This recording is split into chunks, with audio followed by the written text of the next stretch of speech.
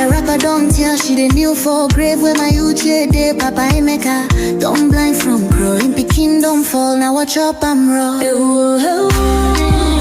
This self they shake my hand no feel. Yesterday we laughed, today I just we more.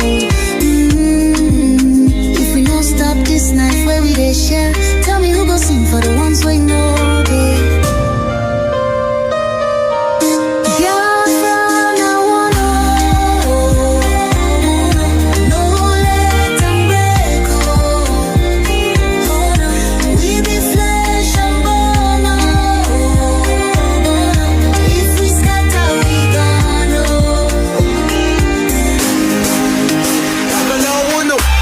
She need the voice from under the soil.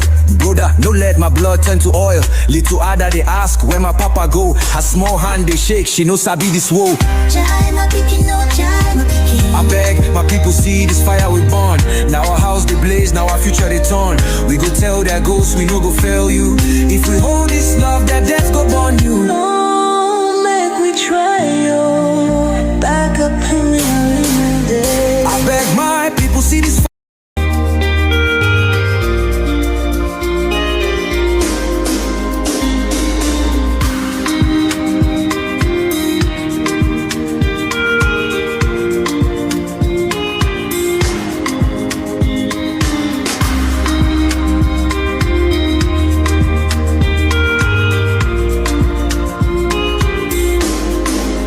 See mommy Nkechi, a rapper don't tell she the new for grave where my youth day Papa Emeka. Don't blind from growing, Peking don't fall. Now watch up, I'm raw. This self they shake my hand no feel. Yesterday we laughed, today I just we more. If we don't stop this night where we they share, tell me who go sing for the ones we know they.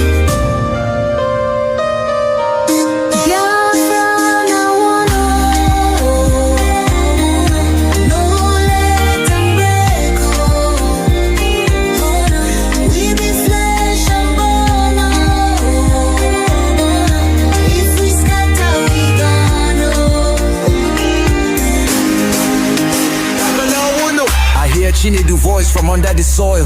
Brother, no let my blood turn to oil. Little Ada they ask where my papa go. Her small hand they shake, she knows I be this woe. I beg, my people see this fire we burn.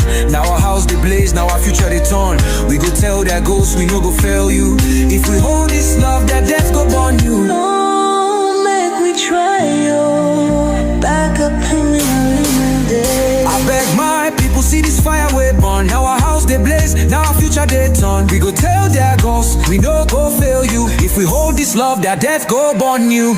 Oh, make we try, yo. Back up joints with a trembling, oh, hey. If we no join now, our children go so.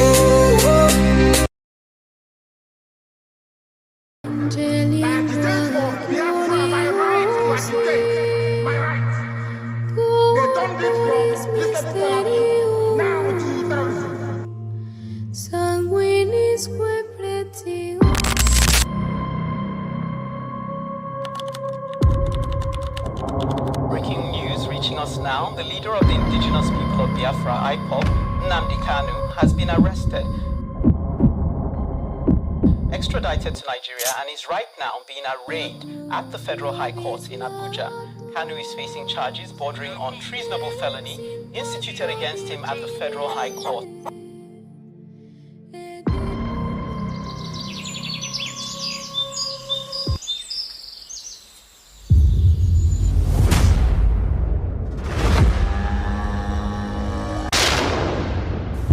It was an unjust war.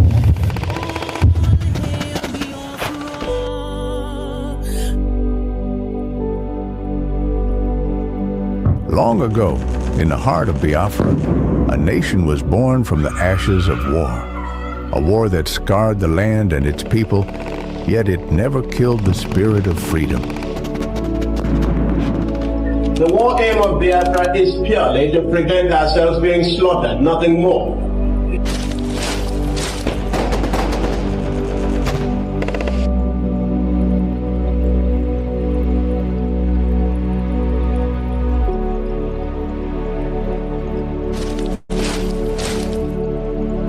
It was in this land, scarred by conflict, that Nnamdi Kanu was born, a son destined to revive the dream of independence for Biafra. And if anybody is going to judge our success and failure in this war, it will have to depend on how much we have prevented the enemy from killing us.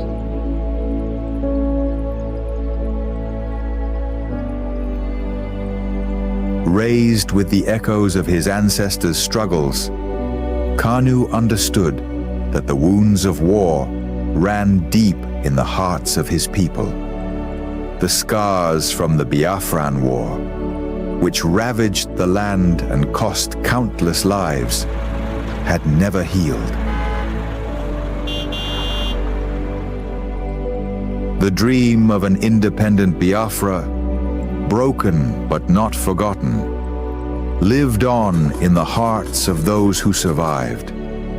It was these voices, these memories, that called him to action.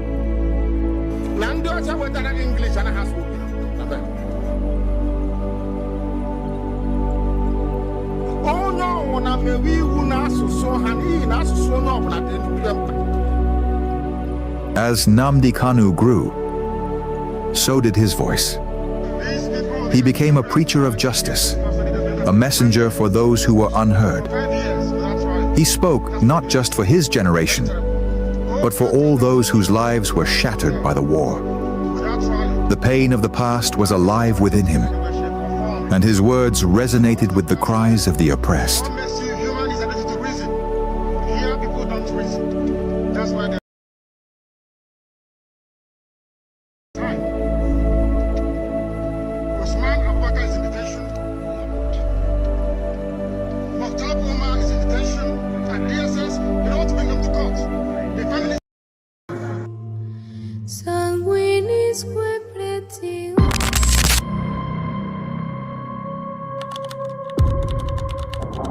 Breaking news reaching us now, the leader of the indigenous people of Biafra, Igbos, Nnamdi Kanu, has been arrested,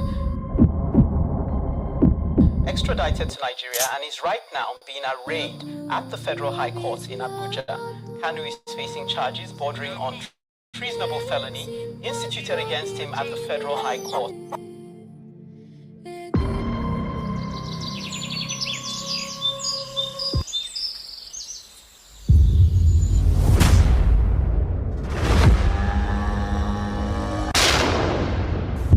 It is an unjust war.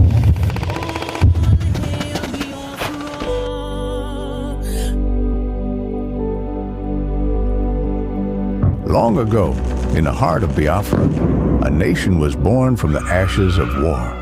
A war that scarred the land and its people, yet it never killed the spirit of freedom. The war aim of Biafra is purely to prevent ourselves being slaughtered, nothing more.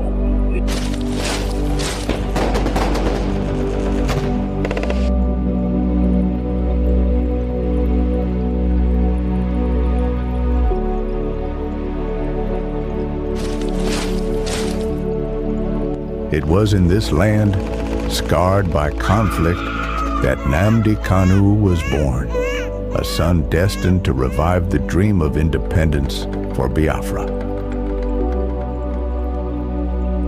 And if anybody is going to judge our success and failure in this war, it will have to depend on how much we have prevented the enemy from killing us.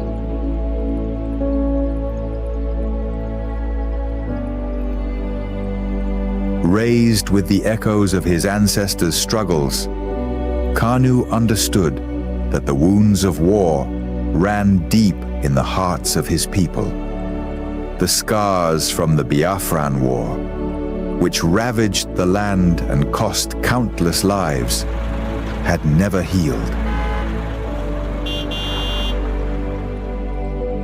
The dream of an independent Biafra, broken but not forgotten, lived on in the hearts of those who survived. It was these voices, these memories, that called him to action.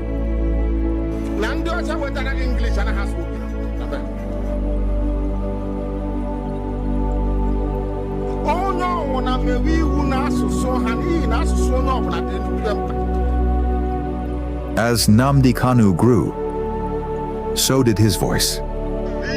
He became a preacher of justice, a messenger for those who were unheard. He spoke not just for his generation, but for all those whose lives were shattered by the war. The pain of the past was alive within him, and his words resonated with the cries of the oppressed. That's why they're detained. Their children have been there for a very long time. Osman Abubakar is in detention. Mokhtar Umar is in detention. And DSS, they don't want to bring them to court. The families are here. Ibrahim Yahya is there as well. I was with them. Musa Kalamo is also there. Belief is also there. But as Kanu's message spread, so did the fear of the establishment. His calls for self-determination grew louder, shaking the very foundations of the government. They feared the revival of a Biafran spirit, one that could awaken the wounds of the past and ignite a new conflict. And so, they moved against him.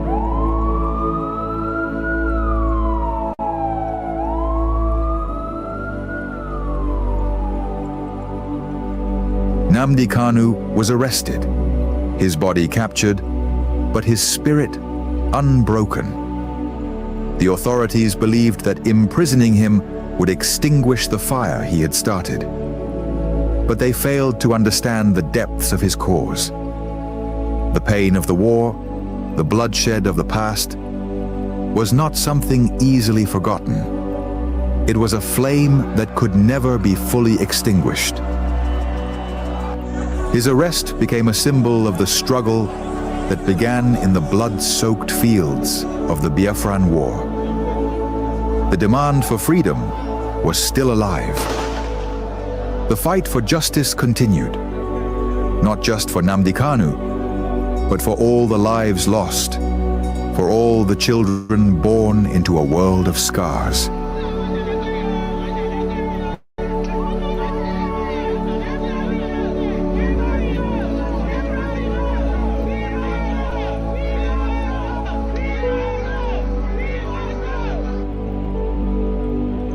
The fight for Biafra is not just his fight. It is the fight of all those who have ever dreamed of a free land. And though the past may haunt the present, the future is still unwritten. As long as the story of Nnamdi Kanu is told, as long as the voices of his people rise, the dream of Biafra lives on.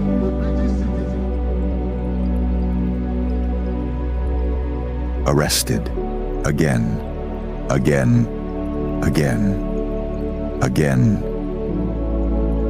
again, again, again, and yet again.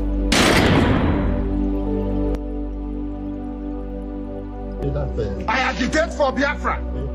I agitate for Biafra, my right to agitate, my right. They turned it from reasonable felony now to terrorism.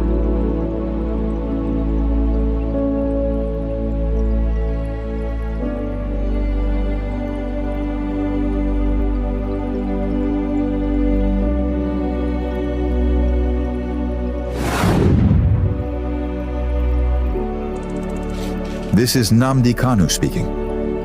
Biafra land, listen. They thought they could silence me, but they didn't just cage me. They caged your spirit. They made you forget that our land still bleeds. that our people still suffer, that nothing has changed. 5 years in chains. But what about you? Are you not free? Or have they bound your voice with fear? The struggle was never about me, it was about you, your children, your land, your future. So I ask you, where is the fire that once burned in your heart? Where is the voice that once roared for freedom? Wake up! Rise again. Speak. Act. Remember who you are. This is Nnamdi Kanu.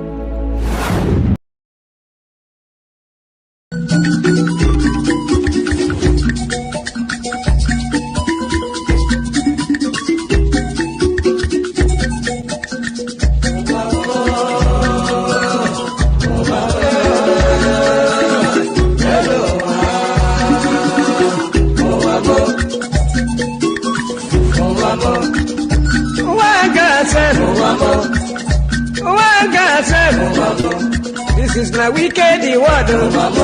This is not Confucian word. Listen to Palibran. Palibran. I will be telling you a story about one lady girl. Pali they go to work. Pali they work for bank. Then I enter for motor. Wherever they go. Wherever they go, opposite Udi, but the right hand the side, along Gusukudu Road, I see people run, I see people run, then I ask the driver waiting they happen, driver waiting they happen, driver tell the Palibai, see no day for talk. See nothing for talk. If better you take your eye and see. Then I call the driver. Driver waiting. Driver waiting.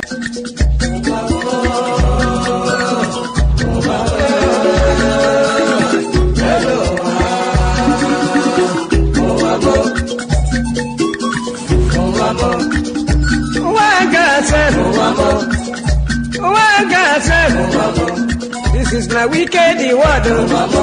This is not Confucian word. Listen to Palibran. Palibran.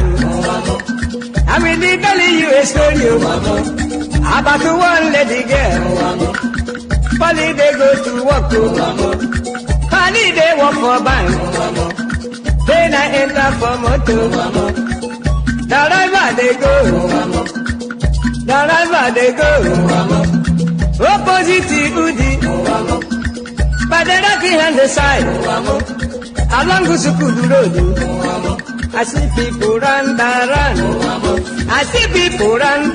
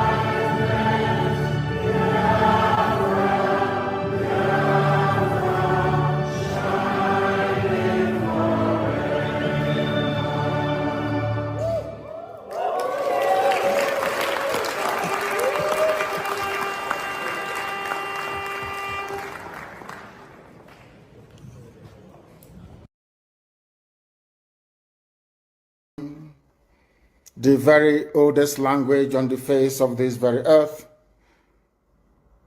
Chukwu okike abịa mapụrụ m ihe niile, Chineke na onye ndị nsọ na-efe wee na-akpụ isi ala nye onye anyị na-agọzi aha nsọ ya mgbe niile, onye anyị na-aja mma wee na-eto anyị enweghị iche ọzọ ewezuga gị. Anyị anaghị efe arụsị, ọ bụ naanị gị bụ onye kere ihe niile kere eke mana onweghị onye kere ya. Ọ bụ ya mere ndị Igbo ji wee na-etu gị ebighị ebi. Ndị nsọ na-agba oche eze gị okirikiri ha na-akpụ isi ala nye gị, ọbụladị ndị okenye oru 2 na 4 bụ ndị na-atụ mkpọ ọla edo na ala ha niile si na-ede nsọ Chineke nna nke igwe. N'ụtụtụ a, ehihie, abalị, n'ụwa niile bụ ebe ụmụ gị gbasasịrị ka ụkpaka nna nke ebere dị ngọzi ka anyị na-akpọkọta ha eze ebube n'ime eluigwe wee na-arịọ gị mma gị na ebere gị, amara gị na ọmịiko gị ebe ndị gị nọ. Anyị wee na-arịọ ka iru gị wee chaa n'ebe anyị nọ. Anyị wee na-arịọ gị ezi ebube dị ngọzi ka iwe tinye ọgbaghara n'etiti ndị iro, ka ha rabụ ndị kụziri ka ha wee megide anyị, onye nwe m na Chineke nna dị nsọ, ka aka nsị ndị dị etu a wee baa ha ọnụ, ije obodo ekwensu bụ zuu wee laa ya n'iyi. Anyị wee na-arịọ gị, onye na-adịgide ma ruo mgbe ebighị ebi, biko ka iwe mee ka Biafra wee bịa ọsọ ọsọ nna nke ebere na ụmụ gị atakwala n'ahụhụ. Anyị wee na-arịọ gị ka iwe na anyị ezi echiche na amamihe, mmekọrịta nwanne na nwanne ịdị n'otu ọganiru, ịhụnanya nke pụrụ iche onye nwe m na Chineke nna, ka i wee tinye ụmụ gị ezi mmụọ nke eziokwu ma wezuga anyị aka ajọ ihe n'ime ndụ anyị nna nke ebere dị ngọzi. Ka ọ ga-abụ ikpeta maazị na Biafra ga-abịa, anyị ga-aja gị mma wee too gị wee gọzie aha nsọ gị, kpụ isi ala nye gị, bulie aha nsọ gị elu site n'ebighị ebi mara onye ebighị ka a na-arịọ gị. Ise ise ise. This very morning, all of you, I believe that those who are watching know who we are and why we do what we do. My name is Nnamdi Kanu. I am the leader of the indigenous people of Biafra all over this very planet Earth, the director of radio Biafra and Biafra television, and by the very special grace of the Most High Elohim, Chukwu Kikabia Mapurumi Henine, servant of the wonderful people of Biafra. We are live and we are direct this very morning, afternoon, or night, depending on where you are. And we start this very day by making it abundantly clear that the greatest enemy of a black man is the way that we reason. If not that the way we reason is very, very abhorrent, there is no need or reason why we should be suffering and complaining every blessed day without the courage to do something about it.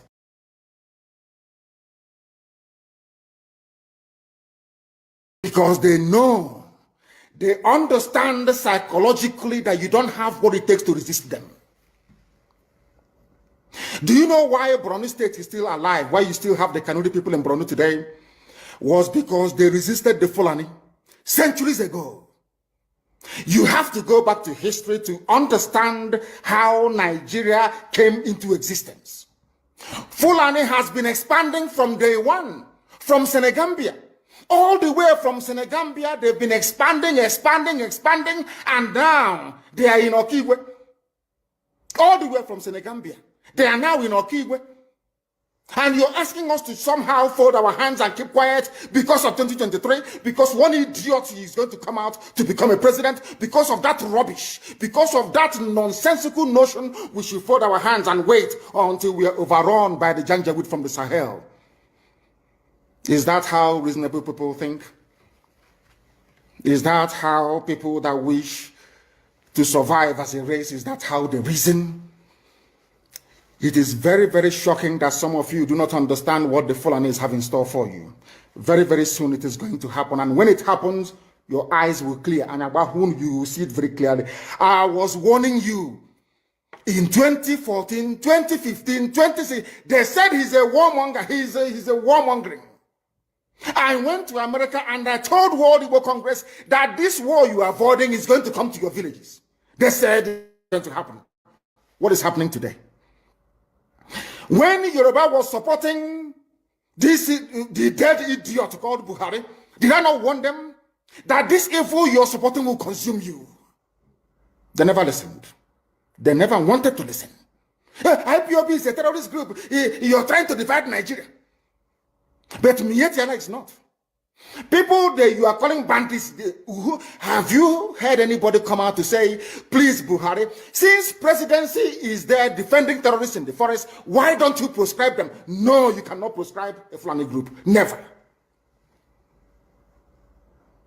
And all of you, we are supporting evil. when there is the proscribed IPOB, proscribed indigenous people of Biafra. These are Yoruba journalists writing junk. Every day they keep writing rubbish. But their land is under siege. Their land is under siege. And the Fulani will take it. It doesn't take time. So I am here today to encourage them that they must stand tall and be very strong, resolute. That is what Fulani does. They control the media. They have well-paid consultants all over the world doing their bidding for them. They have that woman at UN trying to lobby the world that everything is okay in the zoo called Nigeria. But you and I know that the zoo is not okay. You and I know the game plan of the Fulani. And what are you doing about it?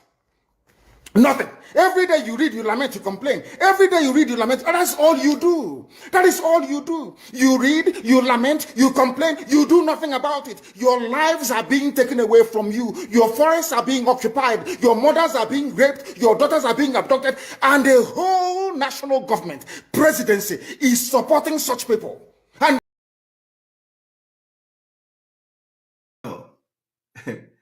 the point here is that I have come, God has brought me to this struggle at this particular point in time to make sure that what Mazi Nnamdi Kanu have suffered for is not thrown in the bin because of some incompetent people, because of people who never have the opportunity to handle positions, because of people who never had the opportunity to know what is leadership until the struggle for Biafra and the IPOB. So I have not come to this struggle to drag position. I'm not interested. I am absolutely not interested in any position in IPOB. I have made it very clear, and I will continue to make it very clear.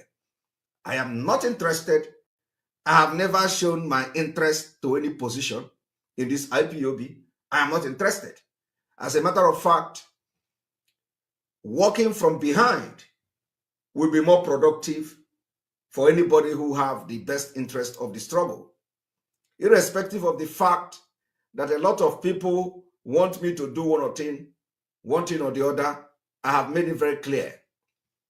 I am a sophisticated person in my own way.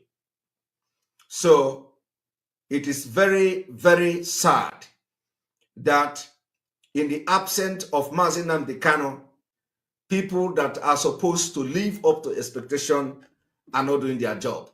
And we will continue to make them uncomfortable until the right thing is they begin to do the right thing. If they will actually ever do the right thing.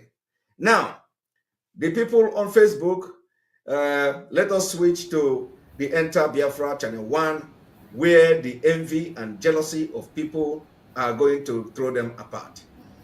I told you people, where you stop is where I start. And I am doing it for good of the struggle for Mazi Nnamdi Kanu. You may think that what I'm doing is wrong, but at the end of the day, in later days, you will understand the importance of what I am doing today. Before I go into this thing, what we are going to discuss today is we are going to discuss the video of Falana. Welcome, welcome, welcome. Thank you for joining us on this morning program. I welcome everyone that has connected, wherever you are connecting from. If you are joining us on TikTok, or you're joining us on Facebook, or you're with me on YouTube where I'm hosting the program, I welcome you and I appreciate you for being part of the program. My fellow Biafrans, far and wide, I say good morning, good afternoon, good evening. Accept my greetings according to your time zone. If you have not yet subscribed to this very channel, I don't know what you are waiting for. Go and subscribe as soon as you can. Like and share. Don't watch alone. Do not watch the program alone. Remember that we are facing a lot of challenges. On social media, our content is not being promoted. If you do not share the program, it is not going to be promoted. You have to like and share. It is important. It's not going to cost you a data. It's not going to cost you money. All you need to do is to share. If you're watching on TikTok, just tap the screen, tap on the screen, tap on the screen and share. If you're watching on Facebook, like the program and share. You're watching on YouTube, like and share. I appreciate everyone that has connected, and I want to remind you that in this platform, we don't come here to instigate violence. We do not come to this platform to preach hate. We don't come to this platform to attack people or individuals. We don't come here for propaganda or blackmail. We do not come here to push saga. That is not why we are here. If that is what you are looking for, you can go to other platforms. There are so many platforms where you can get saga. There are so many other platforms where you're going to hear propagandas and blackmail and all sort of things you want to hear. But those who are here are those who are genuinely seeking for information about Biafra. Those who want to join us to create awareness on the situation of the Biafran people. This is the place for us. And we will do everything humanly possible to see that our voice is heard. It doesn't matter where the attack is coming from. We don't care. It doesn't matter how few we are. It doesn't matter. What matters is the message that we are passing. As long as the message is delivered and those who are concerned, those who are born for this mission, they get the message, we are okay. The media war will continue, and we will continue on our own part to do the needful. Because we know there are good men out there, there are good women out there, in all parts of the world, in all countries. And those men of conscience and women of conscience are the ones we are calling upon to tell our stories. We want them to hear us. And we will tell them the exact truth and nothing but the truth. The true situation in Biafran land and in the life of the Biafran people. We expose the atrocities of Nigerian government that they are hiding. The war Nigerian government is fighting against the Biafran people. We expose it in this platform. All the hypocrisy of the world, the global conspiracy against the Biafrans, we unveil it here. The injustice, the genocide going on in Biafra land, we speak about them and we expose them in this platform, calling the attention of the world to do something before it is too late. I can understand by history that the United Nations always come late. History shows us that they always come late. They will never be there when you need them. During the time of Rwanda, they were there. They saw the propaganda flying right now. During the time of Rwanda genocide, they kept quiet. They didn't do anything until it happened, and they came to write a script. It happened in Kosovo, and they stood and they wrote a script. It happened to the Jews. They stood until they wrote a script. It happened to Biafra during the Civil War. They stood and they denied it. And it's still happening in Biafra land, and they are denying it. They want us to fold our hands until when we are completely exterminated, then they will come and write a script. That we will not agree to. That is why we are coming online on a daily basis to air our opinion. In this platform, everybody is welcome. This platform is not only for the Biafran people. It is also for other people who care about humanity.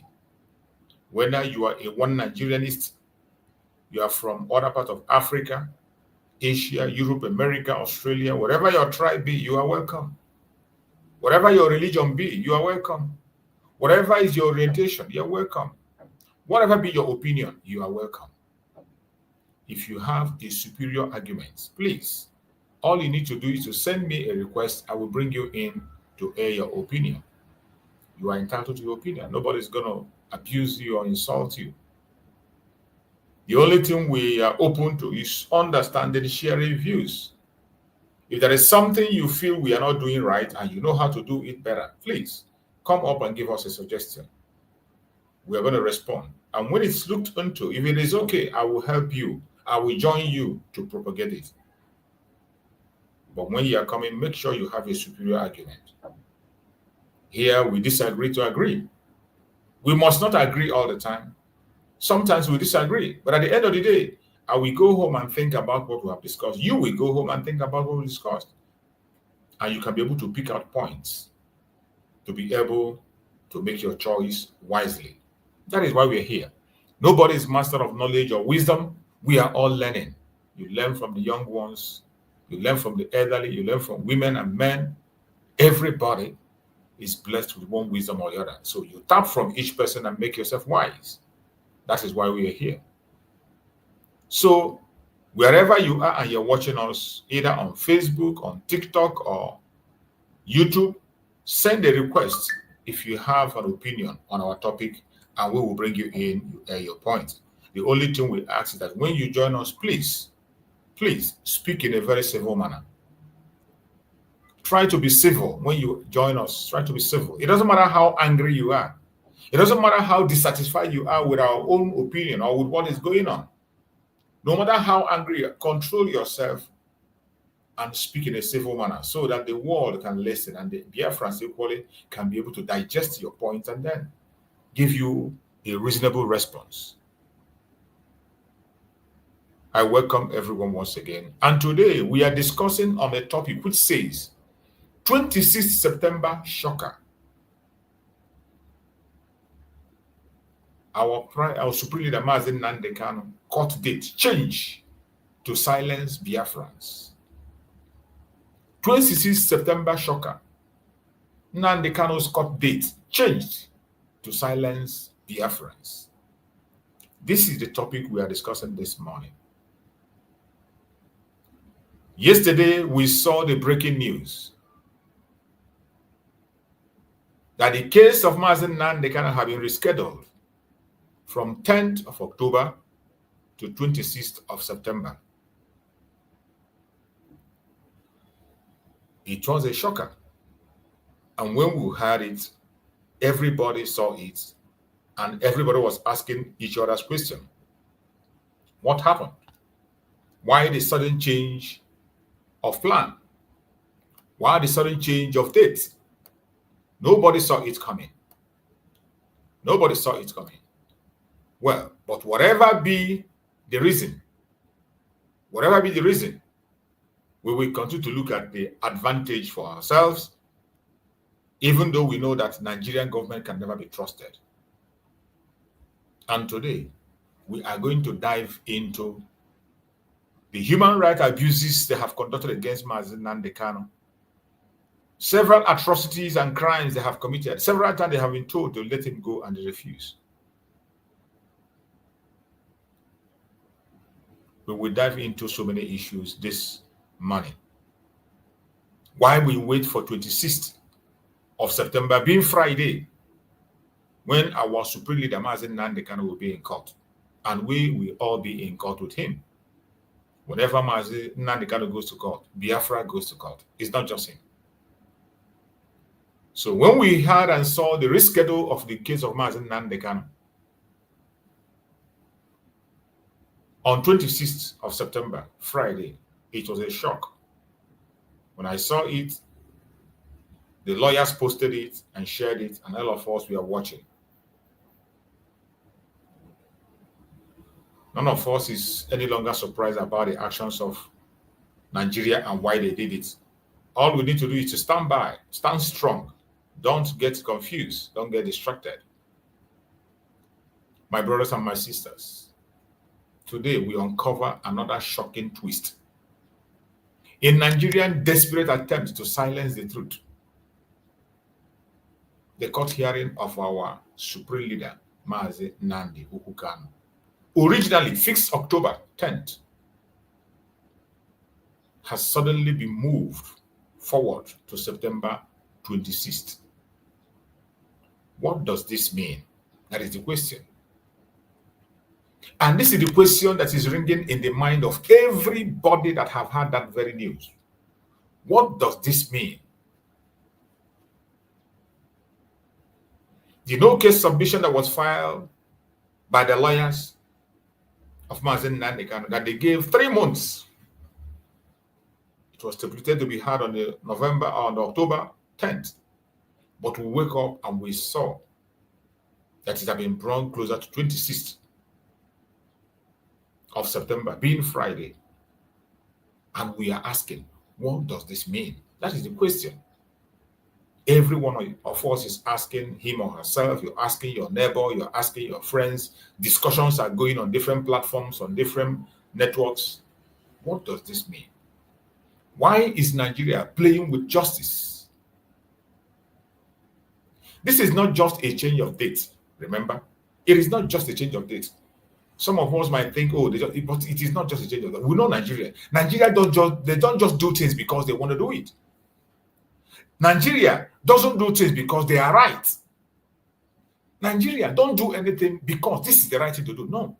Each time they make a move, there's always a reason. There's always a reason. And we ask ourselves, what does this mean? Bringing the case of Mazi Nnamdi Kanu much closer. What does this mean? Why is Nigeria playing with justice? This is not just a change of dates, my fellow Biafrans. It's not.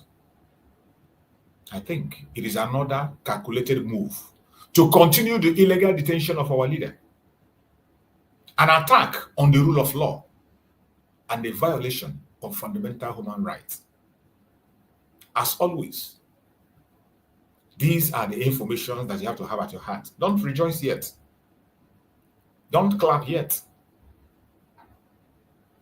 This is not just a change of date. It's possible to be another calculated move to continue the illegal detention of our leader. Because of the pressure they are seeing, they want to water down the pressure. They want to create an impression to divert your attention from one thing or the other. This might be just another attack to rule of law, a violation of fundamental human rights. This morning, stay with us as we expose the lawlessness of Nigeria, its human rights abuses, and why Biafra must remain alert and united. Every one of us, you must not lose your guard. You must not be distracted. You must not think that all is good. You must not think that all is done and dusted.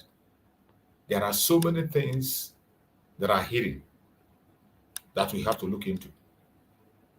So many expectations that we must look into. Don't ever blink your eye when you are dealing with the Zoological Republic. Don't blink. Not even for a minute. Don't blink. If you do, you have yourself to blame. My fellow brothers and sisters, Biafrans and lovers of freedom across the world, the truth seekers around the world, if you are a truth seeker, you are welcome to this platform today. We stand at another crossroad in the struggle of justice. This is another crossroad in the struggle for justice. Nigeria has shown its contempt for the law and its fear of justice. Every move they make is a calculated attempt to disrupt justice. Every move they make is a calculated attempt to divert attention. And here are they, once again. Nigeria has shown its contempt for the law and its fear of justice. The court date of our leader, Mazi Nnamdi Kanu, was originally fixed to 10th October 2025. Yesterday, we woke up suddenly without any explanation. Without any explanation, it has been moved forward to 26 September 2025, being Friday. Without any explanation. This is not just a minor schedule change. Some of us will think it's just a minor scheduling change. It is not. Nigeria doesn't just wake up and do something ordinarily just because they want to do it. They don't do something. We know the government of Nigeria doesn't do something because this is the right thing to do. This is a lawless government that we know. They are lawless to the core. So whenever they take any step, there is always a reason. There's always an underlying tone. There is always this hidden handwriting somewhere. And that is what you should be concerned about. That is what every single one of us should be concerned about. This is not just a minor scheduling change. I bet you this is a calculated manipulation. A calculated manipulation by Nigerian government. A desperate attempt to control the narrative. And another chapter in the long book of lawlessness and human rights abuse by the Nigerian state. Don't you rejoice first? I am telling you that Nigeria does not do anything because it is the right thing to do. Nigeria do not do anything. The government of Nigeria doesn't do anything because they just want to do it. There is always an undertone. There is always a reason behind every single step they take. That is why when they do things, you don't get moved. Don't get excited. Begin to search for that hidden handwriting. Search for it. And I bet you, before you know it, you will find out that this is a calculated manipulation. I am worried about the health of Mazi Nnamdi Kanu. Whatever be the outcome, I'm worried, very much worried and concerned about the health of Mazi Nnamdi Kanu. The message Mazi Nnamdi Kanu sent last time through his lawyers, and the lawyers read the informations where he complained about taking his blood every time for tests. More than 50 times they have taken his blood. More than 50 times. They take his blood, they took it to India, they take to everywhere. And when they take it, they never come back to result and give him the result. They never come back. Each time they take his blood, they never come back to give him a result. I'm worried about his health. And I'm even getting much more worried with this time change. This time. This is a calculated manipulation. A desperate attempt to control the narrative. We know Nigeria is the master in controlling narrative. And they will always use their media. This is another stunt. And remember, already there is a massive protest that is being called for Mazi Nnamdi Kanu 1st October. And that very protest is getting momentum. There is a protest called on behalf of Mazi Nnamdi Kanu. With the way Mazi Nnamdi Kanu today have gathered sympathy from every corner of Nigeria, with the way the masses are speaking out and surrounding Mazi Nnamdi Kanu with facts and figures, supporting every claim and everything he has said in the past, Nigeria foresee something else coming. And whatever they have done that they want to hide, however their desperation is going to push them to, we are watching and we are looking at them closely. And that is what I expect every Biafran to do. Watch closely. Don't rejoice yet. Watch closely. Don't lose your guard. Continue to pay attention. Be focused. What you are seeing is another chapter in the long book of lawlessness. That is what you're going to see. And human rights abuse by the Nigerian state. They have done it before, and they are going to do it again and again. And that's why I say, whenever Nigeria take a step, don't rejoice. Look at the hidden handwriting. There's a hidden handwriting that you need to decode for you to be able to know the country you are dealing with. Why this sudden change of date is suspicious? Why it matters to us? Why the sudden change of dates is matter? Why it has to matter to you as a Biafran? It has to matter to everybody that is concerned about Mazi Nnamdi Kanu's health. Everyone that is concerned about Biafran freedom. Why we are concerned is that court dates are supposed to be sacred in justice system. Court dates are supposed to be sacred in justice system. They are set in advance to allow both sides to prepare. They are set in advance to allow both sides, both the accused and the defendant, to prepare, to ensure fairness, to respect the rights of the accused. That is why a date is fixed for preparation. Changing the date suddenly, without a reason, raises suspicion of foul play. You see why we are concerned.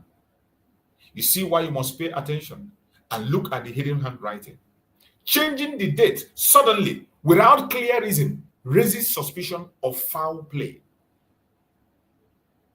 In the case of Mazi Nnamdi Kanu, there are so many things to suspect. Even if at the end of the day, Mazi Nnamdi Kanu is released on the 26th, I will still be concerned about his health. I will be much more worried. I will be much worried about his health. But whatever be the case, we must continue. And we must not lose our guard. We continue to pay attention. Could it be that Nigeria fear international observers who we are preparing to monitor the October hearing? Have you thought about that? Could it be that Nigeria want to divert the attention of the international observers who we are preparing to monitor the October hearing? As you know, international observers are coming in every court of Mazi Nnamdi Kanu, and these international observers have a program fixed. They have already fixed their programs, what to do, where to go, and their schedules. And once you change your schedule, all of a sudden, they lose their balance, they lose their focus. There are many issues in the world that they have to pay attention to. There are many places they need to travel to. There are many issues that they have to monitor. And when there is this sudden change of date, it affects their presence. Could it be that Nigeria fear international observers who we are preparing to monitor the October hearing? Have you thought about that? Could it be a tactic to rush the process, catch Biafrans unprepared, and frustrate legal strategies? Have you thought about that? Or is this another way to prolong the illegal detention of Mazi Nnamdi Kanu under the disguise of court process? Have you thought about that?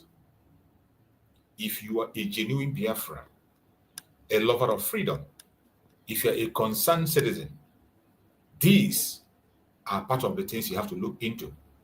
Why we say, never you rejoice, no matter what you see coming from Nigerian government. There's always a handwriting behind the scene. This sudden move that Nigeria made tells the world one thing: Nigeria is afraid of justice. This sudden move tells the world one thing: that the zoological republic called Nigeria is afraid of justice. It is sad, but that is the bitter truth that we will continue to speak and talk about it. The illegal detention of Mazi Nnamdi Kanu is one thing that the whole world knows about, that people must continue to pay attention to. The person we are talking about, the man we are talking about, was detained illegally. He was kidnapped from Kenya. An extraordinary rendition to Nigeria. Kept under solitary confinement. With all the calls that are coming, they refuse to leave him. That is the person we are talking about. Don't ever forget that. Since June 2021, Mazi Nnamdi Kanu has been held in the DSS custody. Since June 2021, despite multiple court rulings ordering his release, court rulings from Nigeria ordering his release, they continue to hold him since June 2021. The United Nations Working Group on Arbitrary Detention has declared his arrest and detention illegal under international law. We are talking about the United Nations Working Group on Arbitrary Detention. They have declared the arrest of Mazi Nnamdi Kanu illegal under international law. This is the person we are talking about. The Court of Appeal in Nigeria ordered his release, yet the government disobeyed its own court. That is the man we are talking about. for the people who are not following up, for international communities and media who will come across our video that are not up to date. This is the man we're talking about.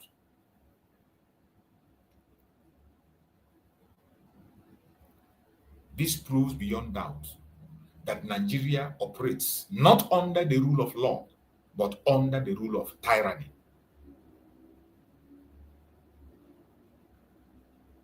That is how Nigeria operates. It doesn't stop at being under the rule of tyranny. That is why a Canadian court finally have come to the conclusion, after proper investigations, that Nigeria is run by terrorists. The major ruling parties in Nigeria are terrorist organizations. I didn't say it. A court in Canada, a high court in Canada spoke about that and said it, that the ruling parties in Nigeria are terrorist organizations, confirmed. And what does that tell you?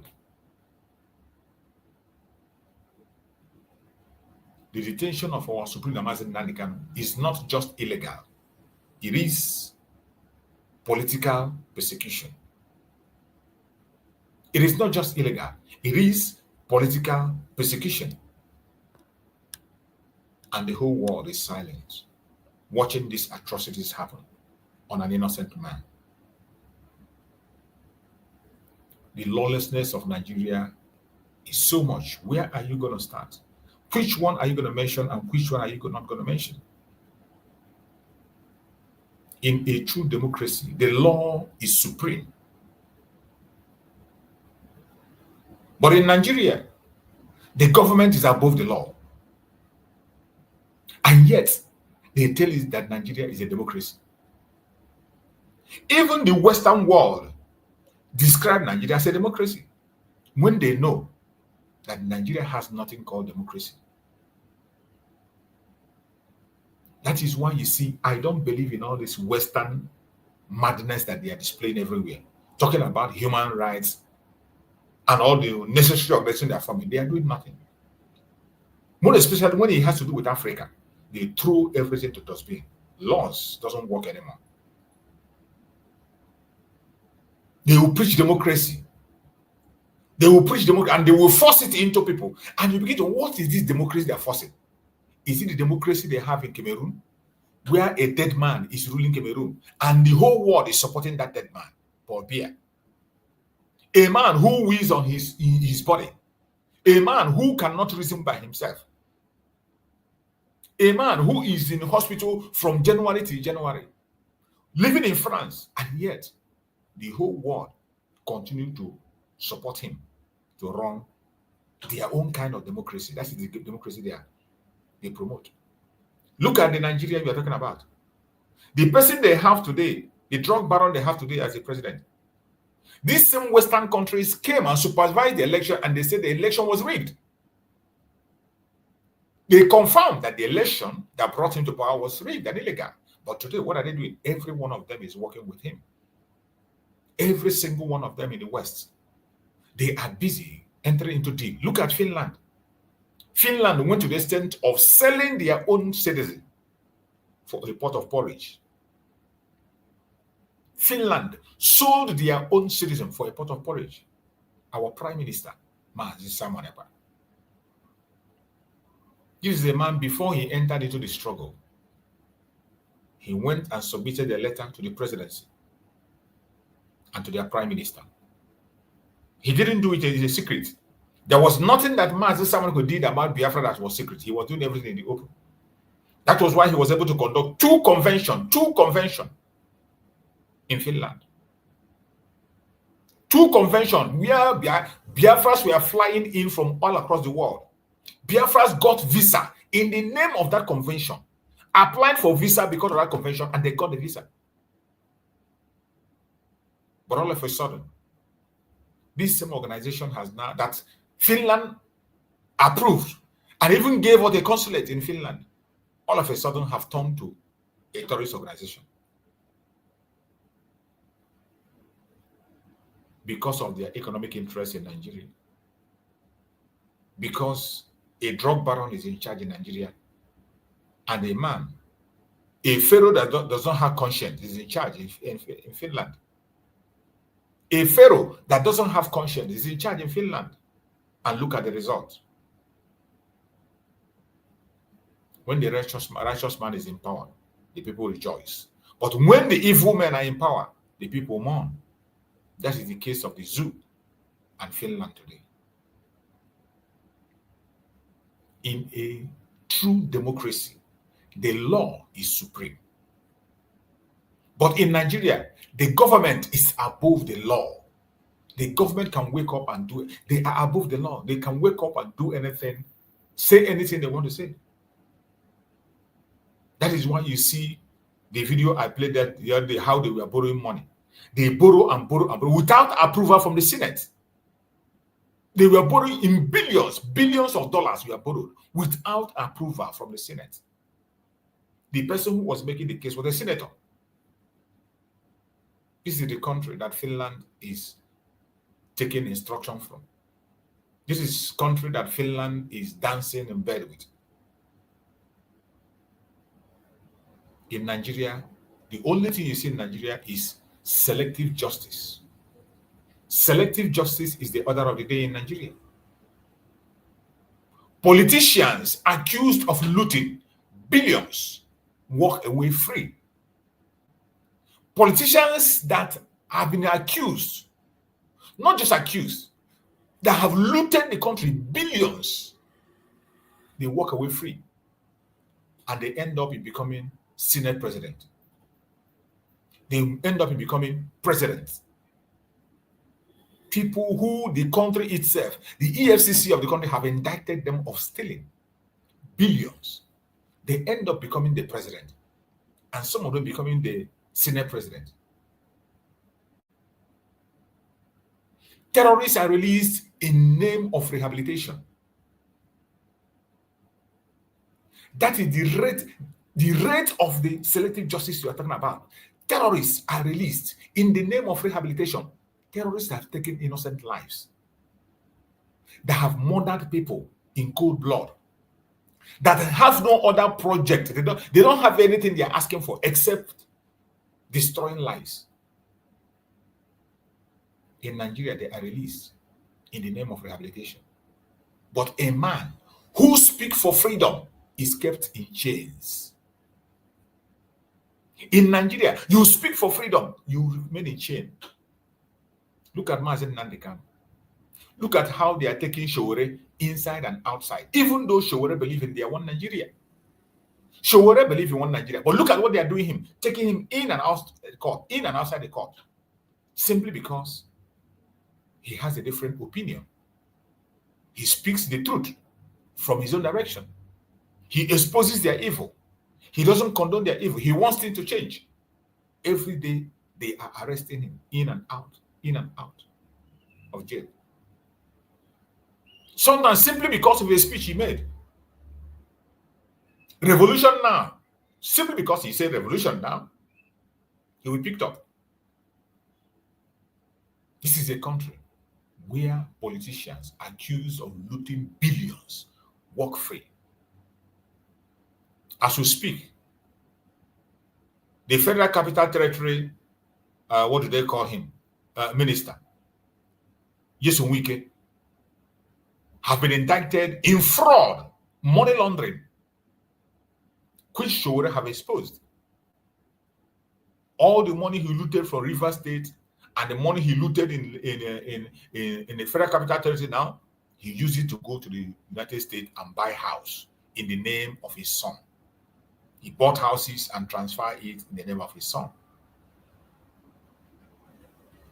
That case is there waiting for him. And so many other crimes. This same week have been caught on video, on audio, where he was threatening to murder somebody if the person did not give him election. If the person doesn't rig election on his side, that he's going to take the life of that very person. He was caught red-handed. It is in this same Nigeria, a camera caught somebody who was stealing, collecting bribe, taking dollars and putting into his babariga. Caught red-handed. On video, caught red-handed, taking bribe in dollars. And what did government? Instead, the government even stood and speak for me and say, how did they manage to get such a sophisticated camera that can catch such a thing? You can imagine. The late Muhammadu Buhari then was even defending him. That he doesn't know how they get the sophisticated camera that he used to be able to catch that man. That is what his concern is.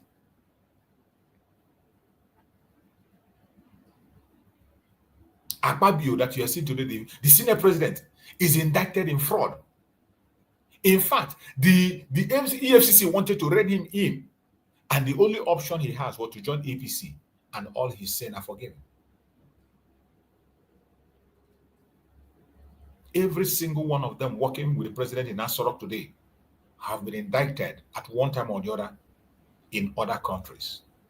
They are all ex-convicts. Some of them escaped from the United States to run back to Nigeria, and they finally end up becoming members of the Asorok Villa. The drug baron also escaped, paid ransom, forfeited money, and today he ended up becoming a president. But when a freedom fighter comes out and says things are not working well, conduct referendum, let the people decide their fate, they will put you in perpetual detention. When a freedom fighter comes out and say there is fraud here and there and blow whistle, the whistleblower becomes the victim. You become the one to suffer. They will make sure they make your life miserable. When a government ignores court order, violates its own constitution, and disregard international law, it is no longer a democracy. It is an oppressive regime. It is an oppressive regime. But every time you still see the West that knows these things very well, the West that put these very words in line, they still address them as a democracy. You see where the hypocrisy is. Hypocrisy in the West, that even the Western people that put this in order, they are there watching, but yet they will be addressing Nigeria as a democracy. Even when they know, based on their own calculations and on their own words, on their own laws that they put in place, the international laws that they signed into, when a government ignores court order, violates its own constitution, and disregard international law, it is no longer a democracy. It is an oppressive regime. That is what you have in Nigeria today. That is what Finland is working with. That is the government that is giving Finland the information that made them to detain the prime minister of the Biafran people. An oppressive regime gave Finland that claimed to be upholding human rights, gave them information to detain their innocent citizens that have served on different offices in Finland, never found one thing anywhere before, until when he decided to fight for his own people and serve his own people. That was the only time they saw him as a terrorist, based on information given to them by an oppressive regime. And Finland claimed to be a democracy. Finland is part of the European Union. Finland claimed that their ranking in human rights is above the sky. Did you see the hypocrisy they are displaying around the world? Do you see the madness that we say is unacceptable? We will never, ever, ever, ever accept that madness. Do you see why every Biafran must tighten up their belt and continue to ask for out from the zoo? This is why we will never give up. We will never give up. Never, ever. The human rights abuses in Nigeria is so much that even a blind man can see it. The deaf can hear it. But yet, the international community is silent. Extrajudicial killing of peaceful protesters again and again in Nigeria. Every single thing I'm saying here has a video evidence. I cannot share the video on YouTube because of the restrictions. You will see where the military opened fire on innocent protesters. They did it to IPOB not once, not twice, not thrice. So many times on IPOB. They did it to the Shiite group. They did it even to Nigerian people who were fighting for their so-called one Nigeria, the NSAS protesters. They did it just recently in End Bad Governance. So when we are speaking about this issue, it is not just about the issue of Biafra. We are concerned about ours. I am a Biafran, and that is where I am concerned. So they wouldn't say I'm going to your territory. But this atrocity is happening against every indigenous person in that contraption. And so when we are fighting this battle, it is not just for the Biafrans alone. But some of you think it's about Biafra. Some of you, out of your wickedness, out of your idiocy, out of your greed and envy, you think it's about Biafra. You forgot that even you are facing much more danger than we, the Biafrans. But we cannot be silent. Extrajudicial killing of peaceful protesters is going on in Nigeria every blessed day. Even as we speak, there is extrajudicial killing in Olu, Okigwe as we speak. Okigwe is burning as we speak. They never stop. It is extrajudicial killing happening there. Arbitrary arrest of innocent citizens. That one is the order of the day. Mazi Nnamdi Kanu is in detention. Showore is going in and out of detention. There are so many people that were detained during the time of NSAS. They are still in detention.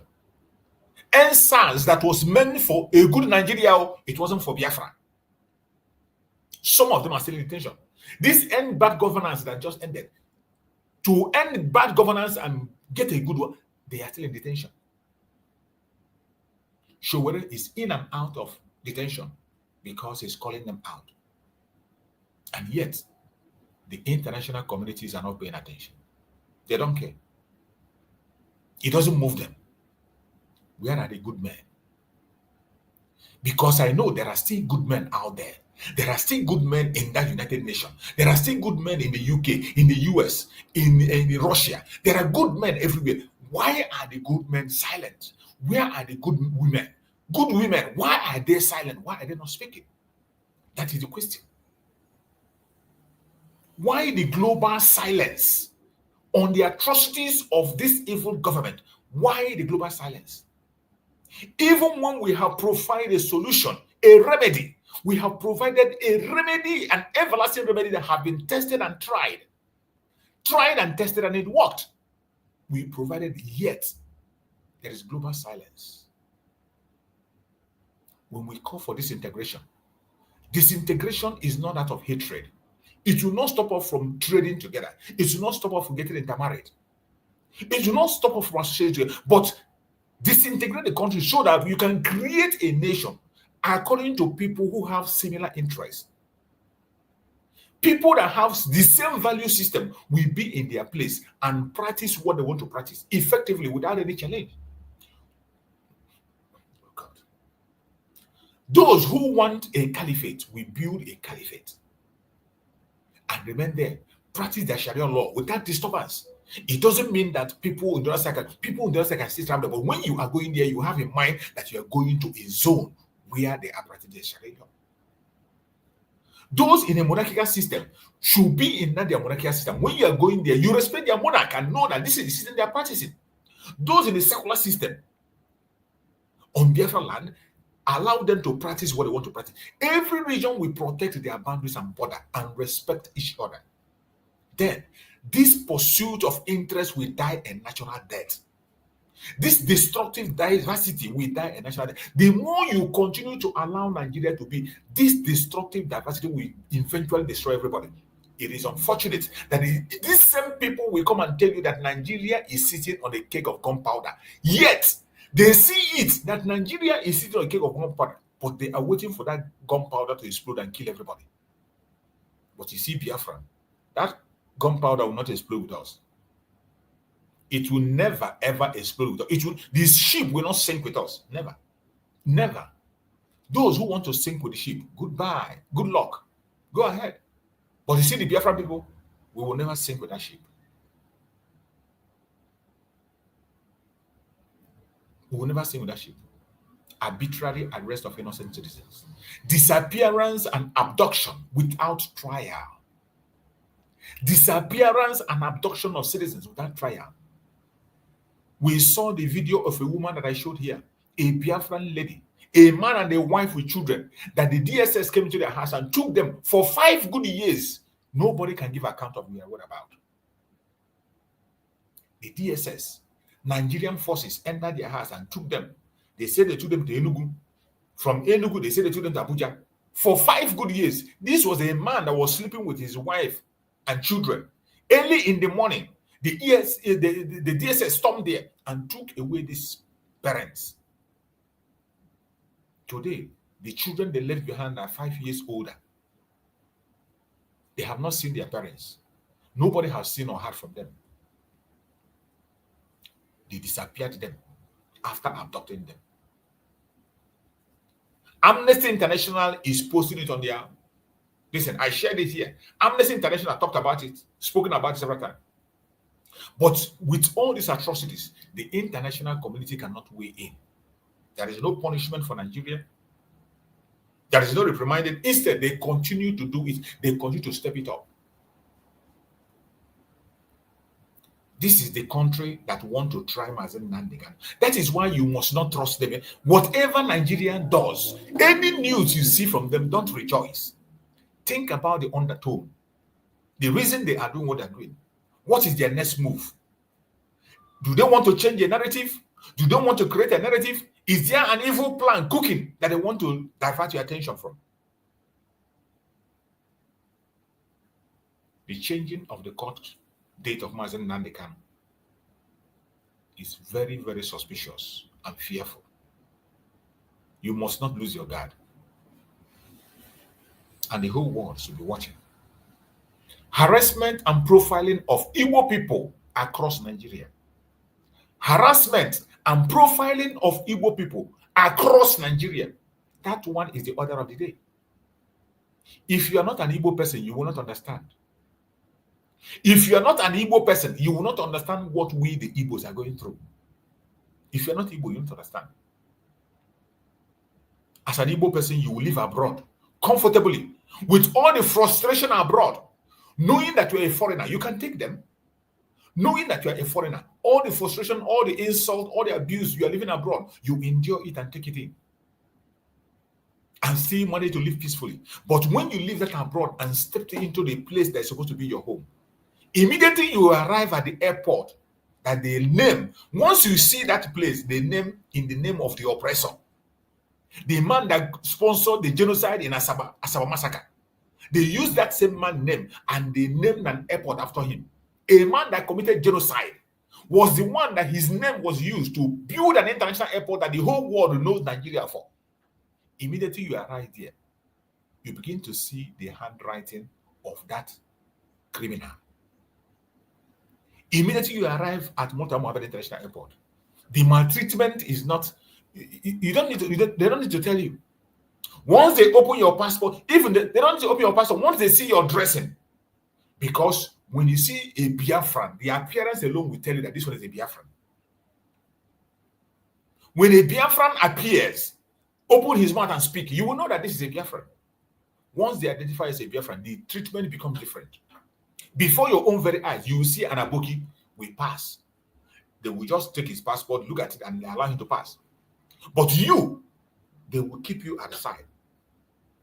They will open your bag, begin to check, begin to ask you unnecessary questions. At the end of the day, they want you to bail yourself and things you bought for yourself for domestic use. Items you bought from abroad. They first of all push you to dash them. When they try to steal it, you didn't allow them to steal it. They want you to dash them. When you refuse to dash them, they will force you to pay tax.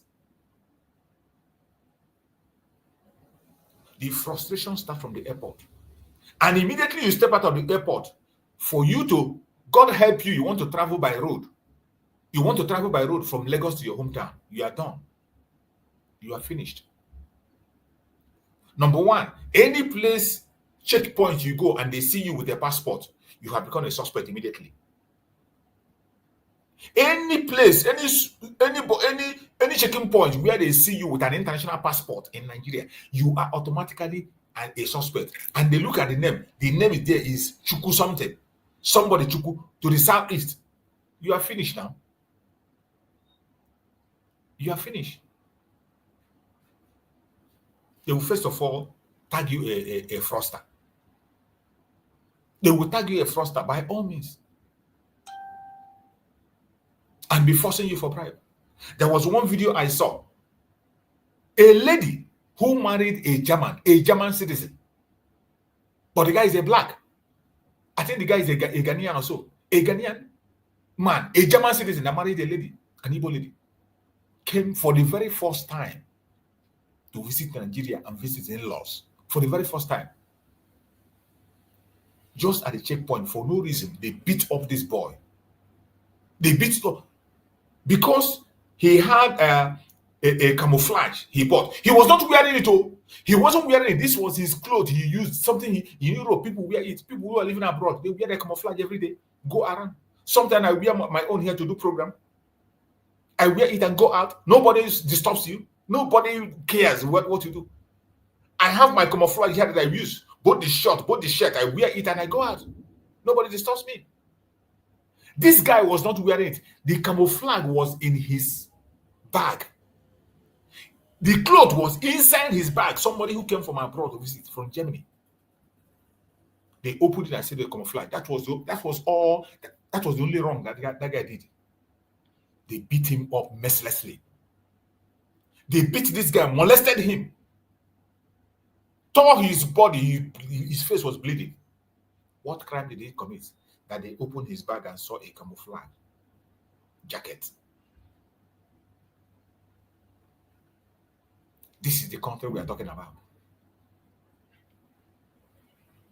This is the country where the harassment and profiling of Igbo people across Nigeria. And this harassment today and profiling is done by Nigerian officials. Nigerian officials. Number one of them is Abike Dabiri, the one they put in charge of diaspora. That criminal woman, that woman that is not supposed to be a primary school teacher. Abike Dabiri, who will come out and tell you that Igbos are drug barons. They are in death row everywhere. But you go to, he forgot that in Saudi Arabia, 52 Yorubas are in death row. There is no single Biafra, no single Igbo man in the list in Saudi Arabia. No single Igbo man. 52 Yorubas are in death row in Saudi Arabia.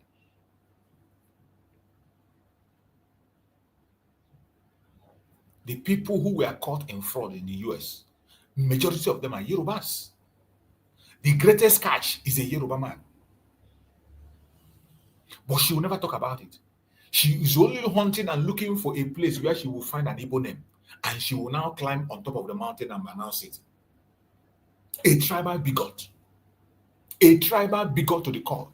And do you blame her? They have a tribal bigot president. And that tribal bigot begot a tribal bigot to be working for him.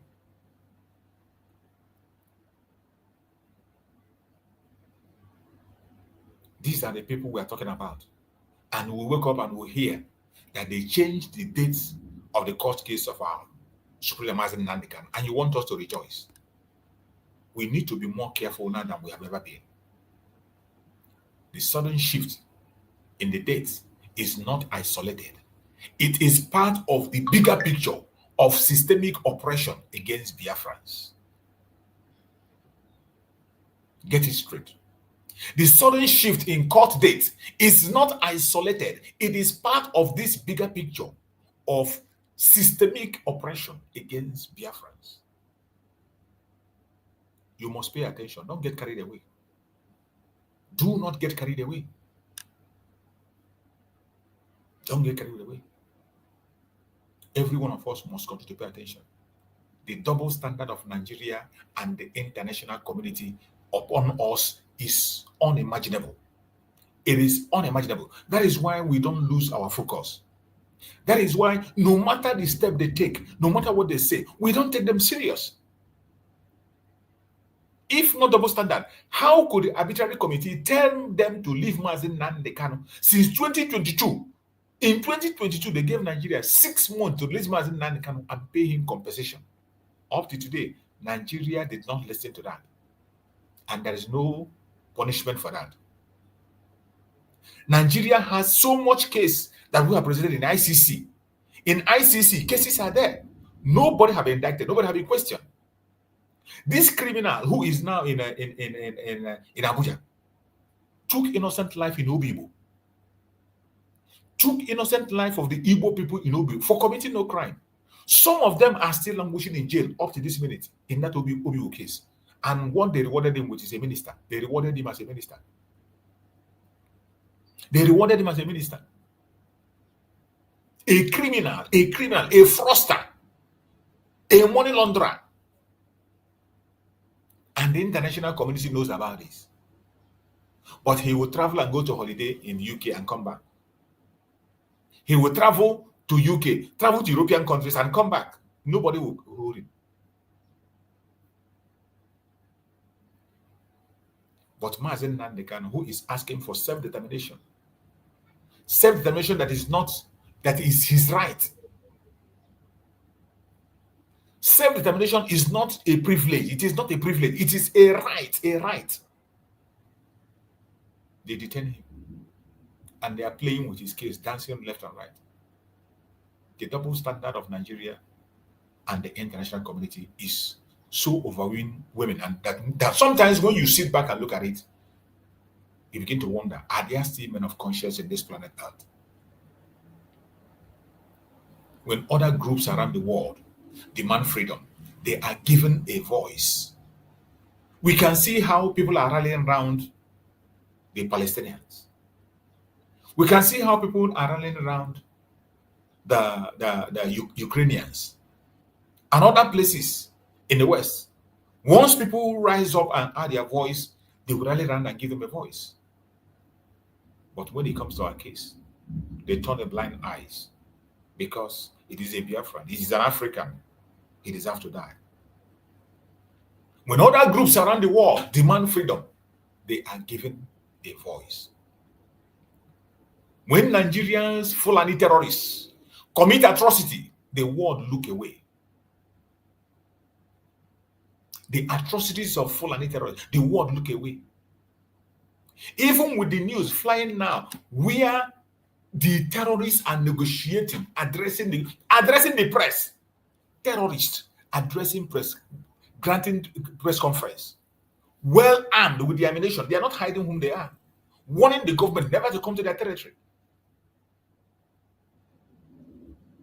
Warning the government never to come to their territory, that they release some people, they hold some people in Nigeria. And the whole world is watching. Finland is watching. Finland doesn't know what terrorist is. And he's watching Nigerian event. If Finland doesn't know what a terrorist is, they should go to Casino and see how terrorists look like. All of a sudden, Europeans don't know how terrorists look like. Go to Casino and see them. And Nigerian government is giving them VIP treatment. When Nigerian Fulani terrorists commit atrocities, the world look away.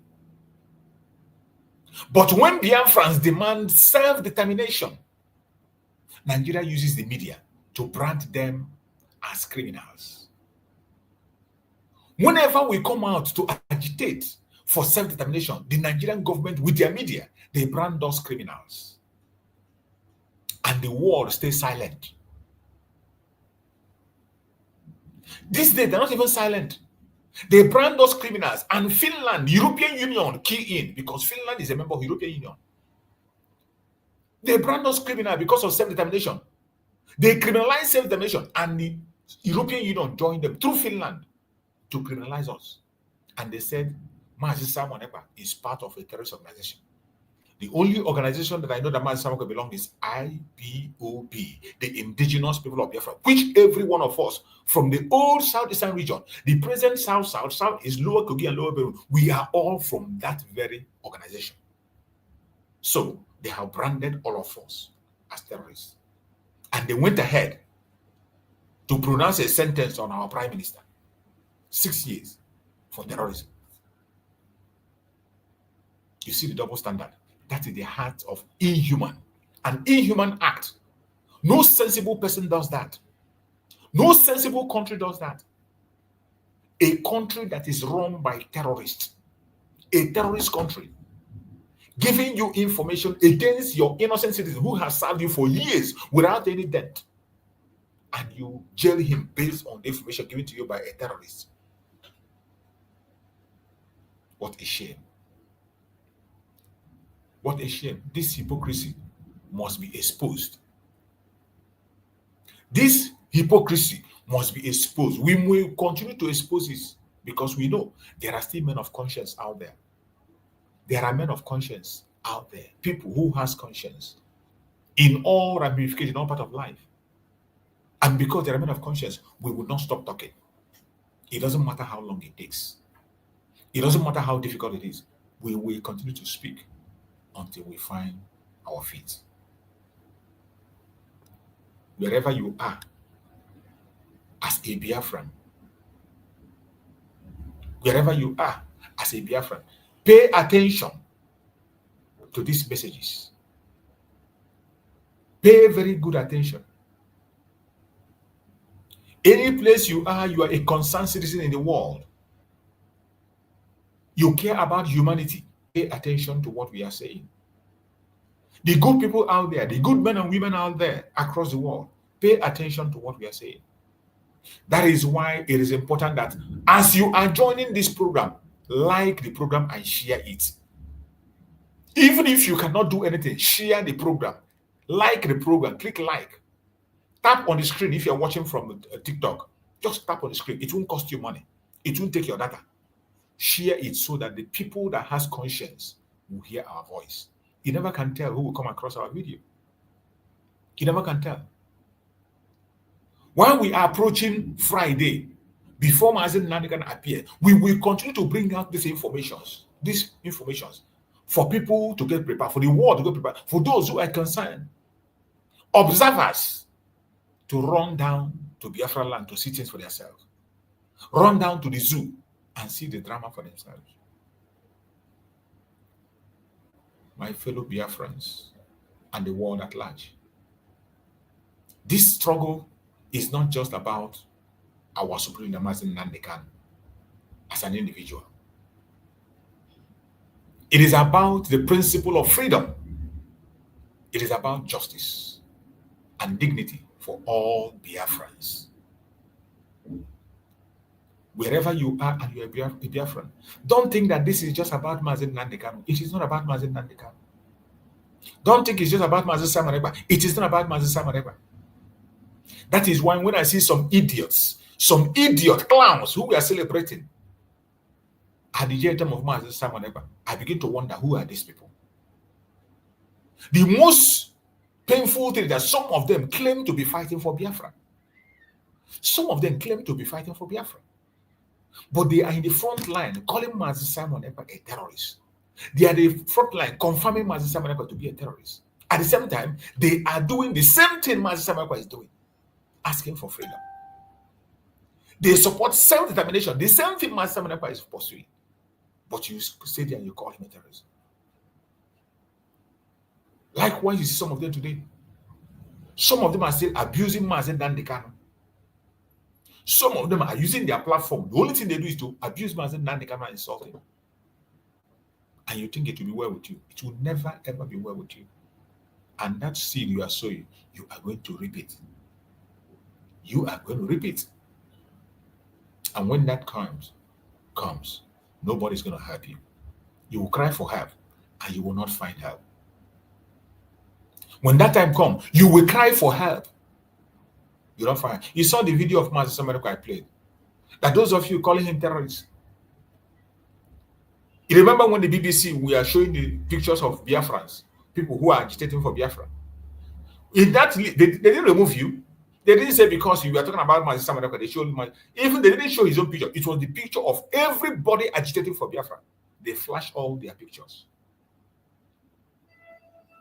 And today, you think that as they have succeeded If they succeed now in upholding their sentence on Mazi Nnamdi, you think it will stop there? Everywhere you are, you on your camera and you speak about Biafra, you become a terrorist. More especially in Europe. Anywhere you are in Europe, you on your camera and speak about Biafra, you become a terrorist. That is what is about to happen.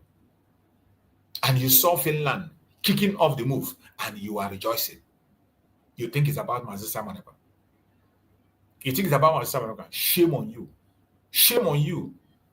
Those of you who are celebrating, shame on you. The same thing with the case of Mazi Nnamdi Kanu. While we are asking for his release, some are still there talking, asking Nigerian government to jail him. That he's one who caused confusion. He's one who caused problems. Is it Mazi Nnamdi Kanu that created almost 8 different terrorist groups in the northern part of Nigeria? Is it Mazi Nnamdi Kanu that created almost 8 terrorist groups in northern part of Nigeria? Is it Mazi Nnamdi Kanu that brought the Fulanis that are terrorizing people in southeast? Is it Mazi Nnamdi Kanu that brought Fulanis that have occupied all our forests? That even a clergyman they kidnapped came out and said that they say they have taken over everywhere. They're just waiting for command. Is it Mazi Nnamdi Kanu? But today you see some idiots who come online to call Mazi Nnamdi Kanu names, to disrespect Mazi Nnamdi Kanu. And they think we'll be going to clap for them. We will fear them. You're only digging your own grave. You are digging your own grave by yourself. Every act of lawlessness by Nigeria only strengthens our resolve. The world will hear it and hear it clear. Nigerian government, hear it and hear it well. Every act of lawlessness by Nigeria only strengthens our resolve. When you took away Mazi Nnamdi Kanu, you never know that Mazi Nnamdi was there. And today you took away Mazi Nnamdi, you thought we were going to disappear. We are still here talking. And more people are going to come. More people are still on the line coming. Biafrans must remain calm, but firm. Biafrans must remain calm, but firm. As always, we are not violent people. We are very peaceful people. And we must remain calm, but firm, peaceful, and unshakable. Wherever you are as a Biafran, you must remain calm and firm. Be peaceful, but unshakable. That is whom we are. And they can't change us. They have employed many people who can speak Biafra language. Many Ifulef that were born in our land. They have employed them today to use them to paint us as violent. They use them to paint us as people who are very troublesome. They use them to paint us with different kinds of names. But I bet you, that will not stop us. That will never stop us. Biafrans must remain calm, but firm, peaceful, but unshakable. We must document every abuse, every injustice, and present it to the world until the voice of the Biafra cannot be ignored. Mazi Nnamdi Kanu was doing it. Mazi Nnamdi did it. And today, you and I that still have some little freedom, we have to continue to do it. I am doing my own part. I am doing my own part. That is why I'm making videos twice every day. That is why I'm speaking of the issue of Biafra and the atrocity of Nigerian government twice every day. That is my part. You yourself can do your own. Even this video, take this video, share in your own platform. Share it in your Twitter handle, share it in your WhatsApp group, share it in your Facebook. Any platform you have, share it. If you can make your own video, share this one there. And if you have any video of these atrocities, send it to us. We are going to publish it. Send it to us. We'll use it for our program. If there's any information, any testimony, a live testimony, eyewitness account of abuses, bring it to us. We will show it to the world. We will send it to the appropriate places. That is what we do. Don't keep it to yourself. Use that your smartphone. Your smartphone is not only for watching BBL or whatever they call it. It's not only for watching drama, not only for watching comedy. Use that your smartphone. It's not only for call. You can use that your smartphone to save life. You can use it to add your own voice. Record things that are happening. Human rights abuse. Eyewitness account. Interview them, record it and send it to us. Do it in English. So that when we send it to the people we send it to, they can be able to listen and hear for some information. Likewise, as we're on program, if you're in Biafra land, you can come to my program and speak about the encounter, what you saw, the crimes that the Nigerian government are committing, that you saw, an eyewitness account. If you have witnessed any abuse of any kind from the government, any eyewitness account, you can come to my program. Click the link. I will bring you in. You give your own account. You think it's only Biafran that are watching this program? There are people from other parts of the world that are watching this program. You don't know how far social media can go. You think it is these few people that are watching now, it is there are a lot of people that can watch it. You don't know how far what we are doing can go. So if you have witnessed any form of abuse, come. We'll give you a platform to tell your story. We don't tell you to lie. We are not here to lie. The truth. We are fighting this Zoological Republic with truth. Mazi Nnamdi Kanu say, I will destroy Nigeria with the truth. And in that truth, that is where we stand. That is where we stand. We must document every abuse. Every abuse you witness, document it. Every injustice, document it. And present it to the world. How do you present it? You can send it to organizations. You can send it to press. You can send it to us. You can come to a platform like this, you address it and say it. You don't know who is going to get hold of it. It will get to where you cannot believe. Do not be silent. Do not be silent. This is a battle that must be fought and must be won. Not only fight, we will fight the battle and we win it. Don't be afraid. No matter what you see, no matter what you hear, the battle is not an easy one, but we must continue. My fellow Biafrans that are watching this program, wherever you are watching us from, I want you to know that Nigeria has once again exposed its lawlessness by shifting Mazi Nnamdi Kanu's court date without any reason. No reason given. But let them play their games. We know the truth. They are afraid of justice because justice will set Biafra free. They know that justice will set Biafra free. That is why they are afraid of justice. That is why they are afraid of their court. That is why they continue to abuse the law. That is why they don't respect the law. They know that justice will set Biafra free. But it doesn't matter how long they delay it, we will definitely be free. My fellow Biafrans, do not hesitate to share this message to everyone around you. Keep demanding for the release of Mazi Nnamdi Kanu. Don't stop. Don't say because they shifted his court case, Don't stop. Even the protest, we will continue to talk about that protest. That 1st October protest. We will not stop. That 1st October. Don't stop. Nigerian government is a very manipulative government. Don't stop. Even that protest, do not stop. I am still going to play the video of that protest. I will play it now. We can't stop. Keep demanding his release. Stay united. Stay focused and never give up. Because no matter how many times they shift the court date, they cannot shift the destiny of Biafra. It doesn't matter how many times they shift the court date, front or back, they cannot shift the destiny of Biafra. Never.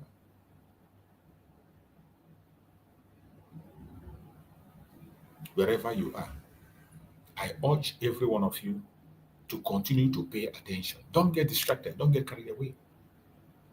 Don't get carried away.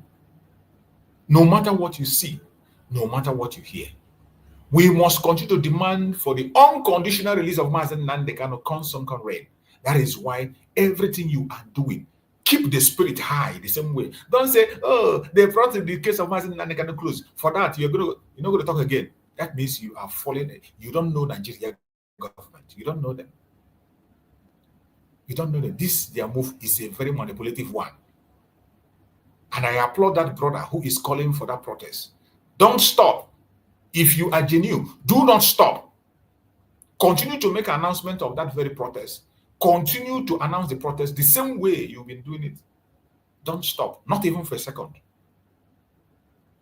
This opportunity to appreciate Nigerians for their support since I released the first video yesterday about Free Nnamdi Kanu protest.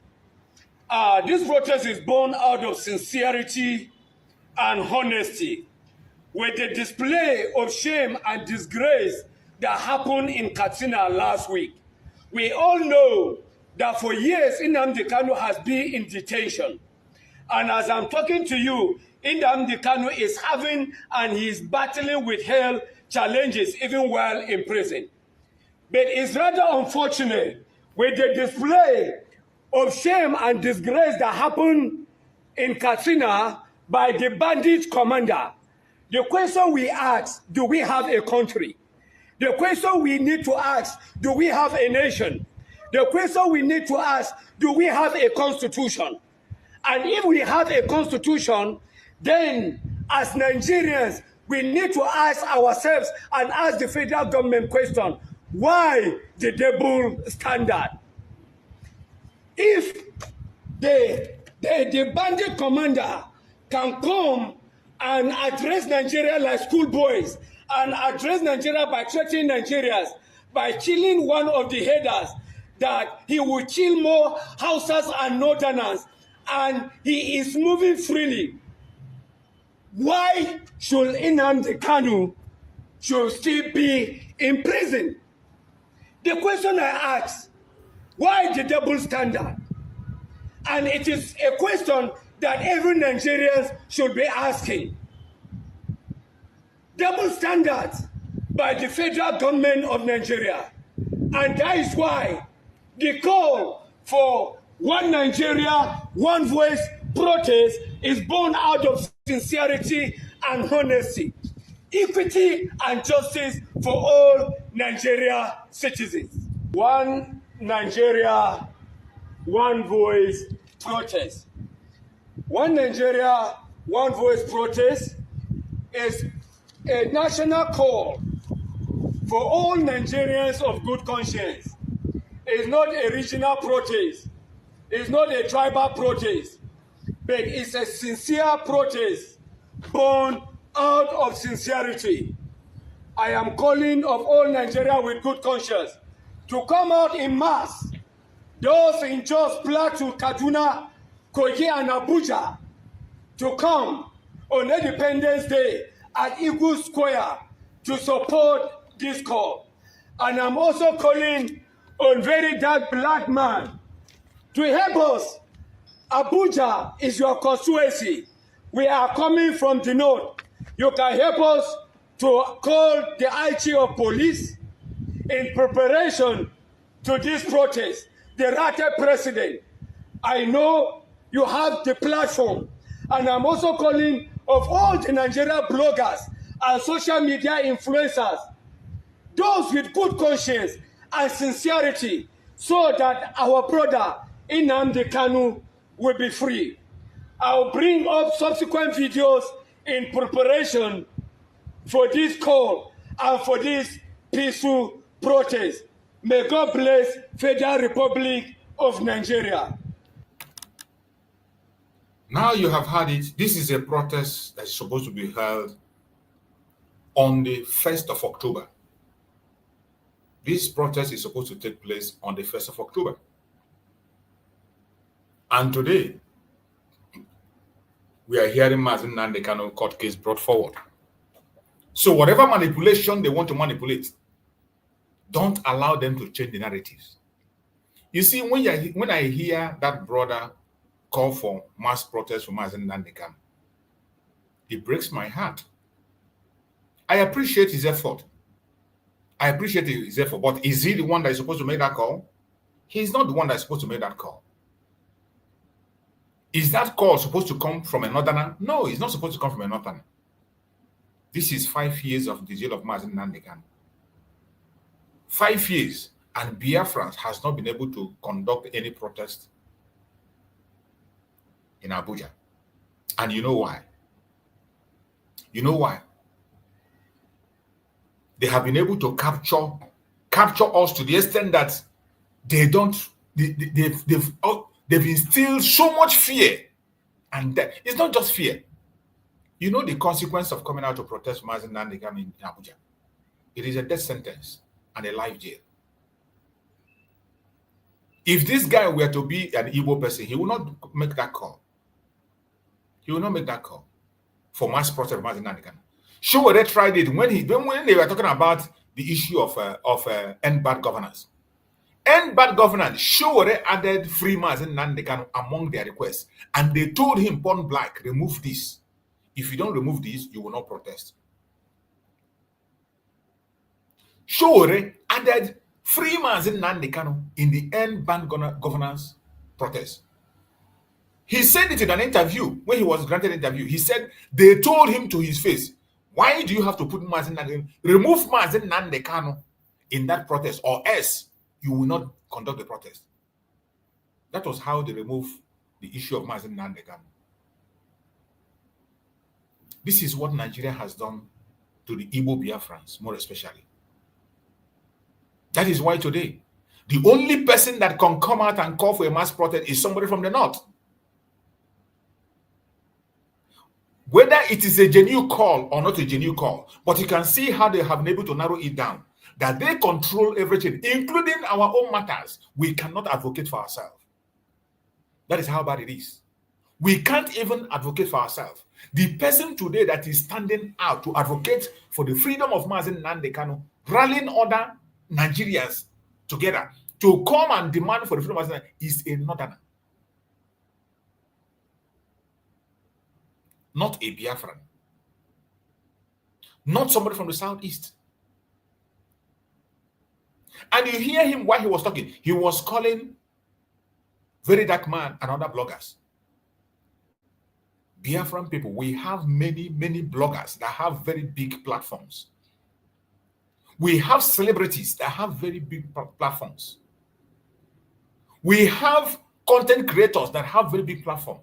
How many of them have you gone to their platform and you see them play this video? How many of them? How many Igbo bloggers have you gone to their platform and you see them play this video, that this call that a northerner made? It doesn't matter whether it is genuine or not genuine. I don't care. I don't care. At least for making that move, we use the advantage in the disadvantage. In every disadvantage, you can always find an advantage in it. Even if they do it as a disadvantage for us, we can find an advantage inside it. So I don't care. Whatever be at the back of his mind why he's doing it, I don't want to know. I don't give a damn. But at least he did it. But I ask you, why is it that no Biafran, no single Biafran blogger, I'm not talking about those who are agitating. I'm not talking those who are agitating. Bloggers, those who are blogging on there, how many of them did you see post it? We have some of them that have very big platform. How many posted that protest? We have many celebrities, all these idiots that run around Monena water, Monena cream. How many of them did you see them talk about it? Including the one that is parading himself to be a president. The one that paraded himself as a president. That one, they associate himself with Mazi Nnamdi Kanu. That one, he doesn't want to hear at all anything about Mazi Nnamdi Kanu. If you ask him in an interview, if you bring such question, if you see the way he will answer the question, you begin to wonder. Because you want to be a president. But before late Muhammad Buhari became a president, he was advocating for Boko Haram. Late Muhammad Buhari, Boko Haram appointed him as a mediator for them. Okay, you have forgotten. You didn't remember, eh? You did not remember. Boko Haram appointed Muhammad Buhari to be their spokesperson. That was why he came out and said, attack against Boko Haram is attack against the Hausas, against the Fulanis. He was making a case for them. They pushed and pushed and pushed and pushed. So they, good luck, Jonathan sacked Ihejirika. When Ihejirika was very serious to end Boko Haram, they campaigned against Ihejirika. And even Buhari and this terrorist in Asorok, the vice president, in one of their leaked information, he was even accusing this vice president. In one of the leaked video, leaked audio, one of the leaked audio, I don't know whether I still have that audio. In one of the leaked audio, in that audio, he was saying that Ihejirika, during Goodluck Jonathan time, was killing Boko Haram, was killing houses in the name of Boko Haram. He was killing Fulani in the name of Boko Haram. That they are going to revenge. This person today that they have as vice president, Shetima, that will go and stand in the United Nations to make a speech, a terrorist, they will give him a platform to speak in the United Nations, was caught in audio, he didn't deny it, where he was saying that Ihejirika, who was fighting the Boko Haram during the time of Goodluck Jonathan, that they were killing the Hausas and the Fulanis. That the Fulanis, they were killing them, they were innocent. That they were innocent. That they were complaining. They didn't know that we were listening to kill their people. And one of them, even a politician, came out and said that these terrorists are their foot soldiers. One of the idiots that was contending even for president came out on national TV and said that these people are their foot soldiers. That is why you see how they give them guy name.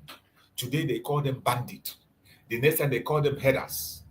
The next time they call them their misguided brothers, their misguided children. They're giving them very soft name to create a landing space for them. They never address them by whom they are. They never. Even, do you think if Boko Haram has it been proscribed? Boko Haram was only proscribed internationally. Nigeria did not proscribe Boko Haram. Nigeria never proscribed Boko Haram. They never proscribed Boko Haram. The only people that proscribed Boko Haram is the world that proscribed Boko Haram, but Nigeria didn't proscribe them. Last time when they proscribed a group, they called the group name and they said it's only that group, that one name they gave them, only that group was proscribed. Only that group. Today they have more than 8 terrorist groups that we know. More than 8 in the north. How many of them has been proscribed? How many of them has been proscribed? But IPOB, without any weapon, without any gun, did not kill anybody, did not shoot anybody. They proscribed them. And they succeeded today in dragging the international community to join them in that proscription, in dragging the European Union to follow down proscription. Today, Finland have joined them to proscribe us. Finland said that for bringing out what Nigeria is doing, for making this program they're making today, calling for self-determination, that I'm a terrorist. That is what Finland said. Finland today is saying, for me, coming out to expose the atrocities of Nigerian government, the abuse of human rights, the abuse of international law, the oppression against the indigenous people, Finland agree with Nigeria that I'm a terrorist. That is how far the zoo have gone to drag the international community into their mess. And I bet you Finland is going to pay a very heavy price. We will never forgive. We will never forgive them. We will not. We will not forgive them. We will not forgive them. It doesn't matter what they do. We will not forgive them. Because they really dealt us a heavy blow. They dealt us a heavy blow when we needed them most. When we needed assistance of the world, that was when they took away the food from our mouth. When we needed the attention, that was when they took it away and said we will not get that attention. It is very painful and very sad. Very, very painful and sad. Wherever you are watching this program from, do not be confused. Do not be distracted. Continue to be focused. Our freedom is sure. We must be free. It does not matter what the enemies are doing. It doesn't matter their propaganda and their blackmail. We will definitely be free. Wherever you are, continue to demand for the unconditional release of Mazi Nnamdi Kanu. Don't stop, oh. Don't go and stop and say, oh, now they have brought his case closed. Case is closer. I said, even if they release Mazi Nnamdi Kanu on the 26th, I will be more suspicious about his health. I will be more suspicious. But we are praying the reason so that we can take care of his head by ourselves. Because they have done a lot of damage to Mazi Nnamdi Kanu. Even without being told, I know. This evil government cannot be trusted. And I have to remind you, my beloved brothers and sisters who are watching wherever you're watching from, the sudden change of Mazi Nnamdi Kanu court date is not an accident. It is not an accident. It is not by accident. It is a strategy of oppression. It is a strategy of oppression. And we must keep our eyes on the ball. Keep your eyes on the ball. But let it be known, no amount of manipulation can stop the truth. No amount of manipulation of the Zoological Republic and their groups and their supporters and their allies, no amount of manipulation can stop the truth. No prison can cage freedom. No court can stop the freedom of our Mazi Nnamdi Kanu.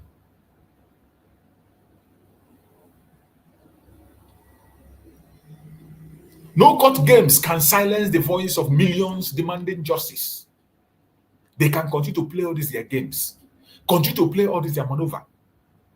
Because we know Nigeria doesn't do things right. Before they do something, there is something they are chasing, there's something they are pursuing. Nigeria doesn't just do something because this is the right thing to do. Or this is no, there is always an undertone in any step they take. That is why you must be worried. That is why you must be worried. But I want to tell you all, no amount of manipulation can stop the truth. No prison can cage freedom. No court can silence the voice of the million demanding justice. They can't silence us. They can continue. They won't silence us. Nigeria may twist the law, but the law of freedom, the spirit of Biafra, is greater than their lies. Much, much greater than their lies. We will not bow. We will never, ever bow. No matter what happens, we will not bow. We will not be silenced. We will stand firm until justice prevails, until freedom is restored, until Biafra is free. We will never bow. My fellow Biafrans, lovers of freedom across the world, my brothers and sisters, we must remain united. We must. It is a must. We must remain united in our quest for Biafra, in our quest for freedom. We must remain united. Stay vigilant at all the time. Don't blink your eye. Onye lara ụla eburu egbe ye. Ịnwa anwa lara ụla eburu egbe gị. We must stay vigilant and never forget. Our silence is their victory. Anytime we remain silent, they become victorious. Don't ever forget that. That is why I am coming online 2 times every day. I don't want to be silent. I can't do that. No matter how I try, I can't. Likewise, you must not be silent. Continue to share the program. Share it. Make sure that you bring at least one person. Drag the program and go and give it to one person. Make sure that at least you give this program to one person to watch. That person will give another person. That is how the information spread. The social media cannot help us to promote our program. You know they are paying all the social media. Both YouTube or Facebook or Twitter or everywhere they are paying to suppress our message. But when we share it hand in hand, they can't stop it. When we begin to share, even the algorithm will get confused and they begin to promote it. The algorithm will get confused and begin to promote it. That is why sharing and liking the program is very important. Very important. If you cannot make the program, at least share the one that others make it. Those of us who are putting our face on the line to speak, share and encourage us. Share, support, and encourage us the best way you can. The least you can do is to support. There is so many ways you can support. So many ways. Every one of us have something we can do. Both the young, the old, male, female, rich, poor. No matter where you are, there is something you can do to add value to the cause of the Biafran freedom. We must stay united. We must stay vigilant. And never forget, our silence is their victory, but our voice is our weapon. Our voice is our weapon. This my voice that I have is my weapon, and I'm using it wisely. Use your own wisely. Don't use your voice for gossip. Don't use your voice for blackmail. Don't use your voice for saga. Stop using your platform for saga. Stop sharing saga and blackmail propaganda.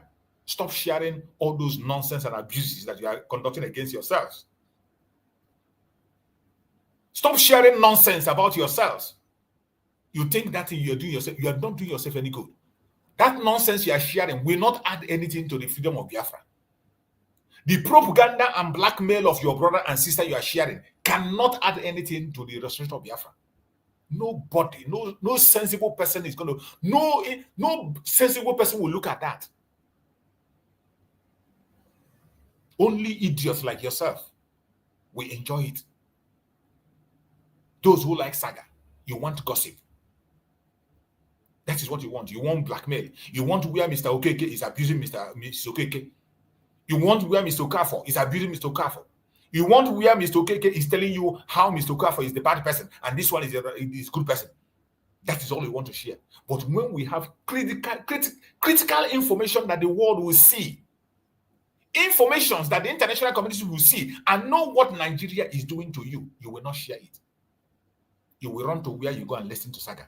Good luck. Go there. Continue to listen to saga. Ojim nana jionwe. Ojim nana jionwe. If I don't stand up, you will not stand. I pray that Chukwu Okike will give us the wisdom and knowledge to continue to do things right.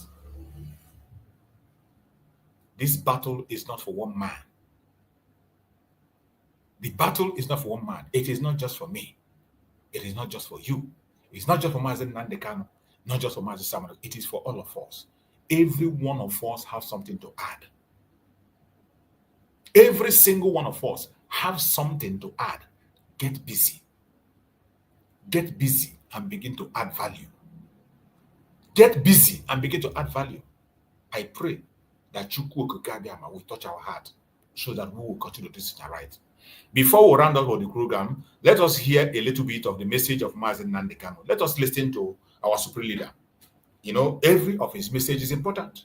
Sometimes we hear him, that is where we learn and get our strength to do what we are doing. So we go back there to take more energy. Let us listen to Mazi Nnamdi Kanu. Is that what you're telling me? That somehow this contraption is sustainable, it is viable. It can never be. Because the more you stay in one Nigeria, the more you are inviting the Fulanis to take over your ancestral lands, to take over your villages, and to make life a misery for you. That is the end game. That is the outcome. If you doubt me, go and do a bit of research. Ask yourself, who are the Hausa people? Who are the Nupe people? Who are the Bachama people? All of these people were steamrolled by the Fulani march to the Atlantic Ocean. And now they're in Yoruba land. They're in their forests. They are in their forests. And who is going to drive them away from there? If not the Yoruba youths. Forget about your useless governors. Your elders are very strong. I love Yoruba elders. The way they behave, the way they talk. Very, very strong. They said they support Akeredolu. This is the governor of Ondo State. They support him in what he's doing. People must come out to say that enough is enough. When you travel to the north, do you live in the forest in the north? The Igbo people are in Sabongeri in Kanu. Are they living of course it's Hausa land, are they living in the forest? They came to the town, they work very hard, they build houses, they build mansions, they develop the entire place. Is that not what they do? What are Fulani people doing in our forest? Nobody can answer that question. They say that they're pastoralists. I want some of you have had your breakfast this morning. Please go to your fridge or go to where you keep your beverages and you will see pig milk. Pig.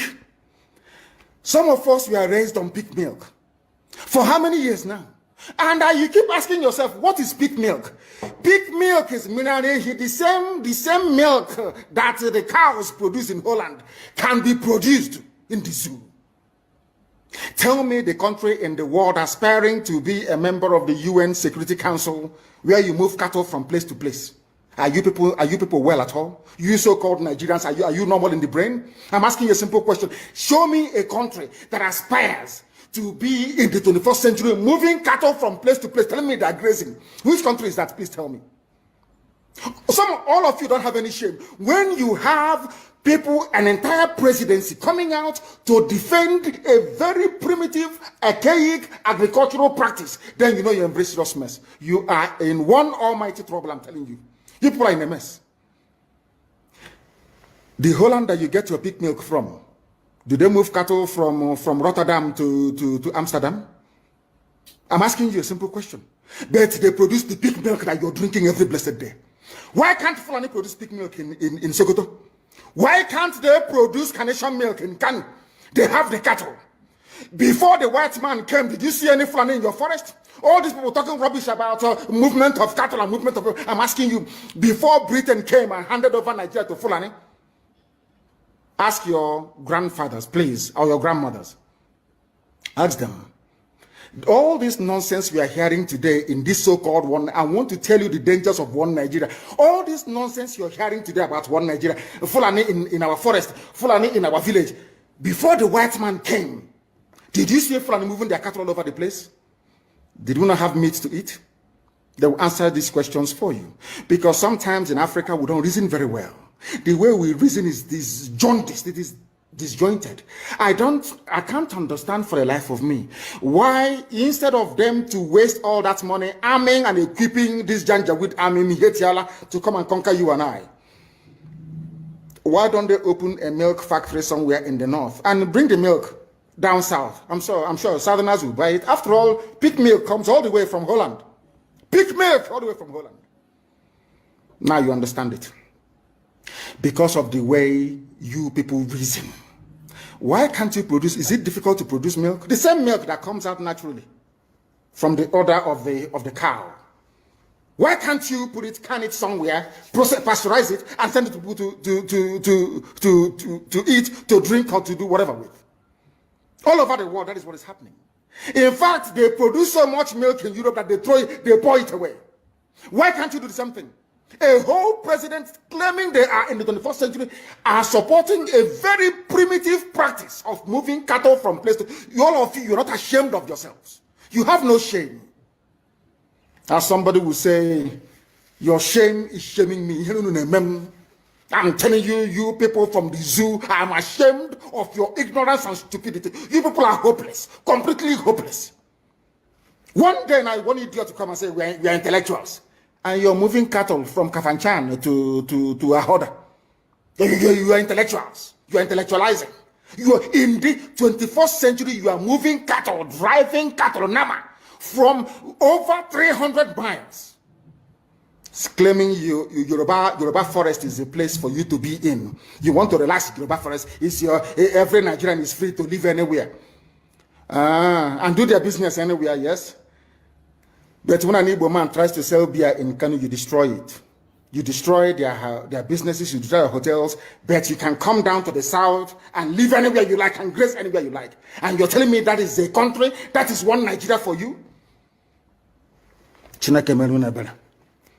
The Fulanis we are talking, they call them the Funa movement. Our attention has been drawn to a decree credited to one Rotimi Akeredolu, asking Fulani people who have occupied some forests in Ondo State to quit. We are also aware of another incident in Oyo State where an illiterate political talk gave quit notice to Fulani people to leave their territories, which are now their irreversible homes. Are you listening? Fulani are now saying that Yoruba forest is now their irreversible homes. They have now occupied Yoruba land in perpetuity. And I want to let my Yoruba friends understand this. You see, in life, anytime you support evil, evil will come back to haunt you. Yes. All of you never knew that IPOB and this Biafra movement was for your liberation.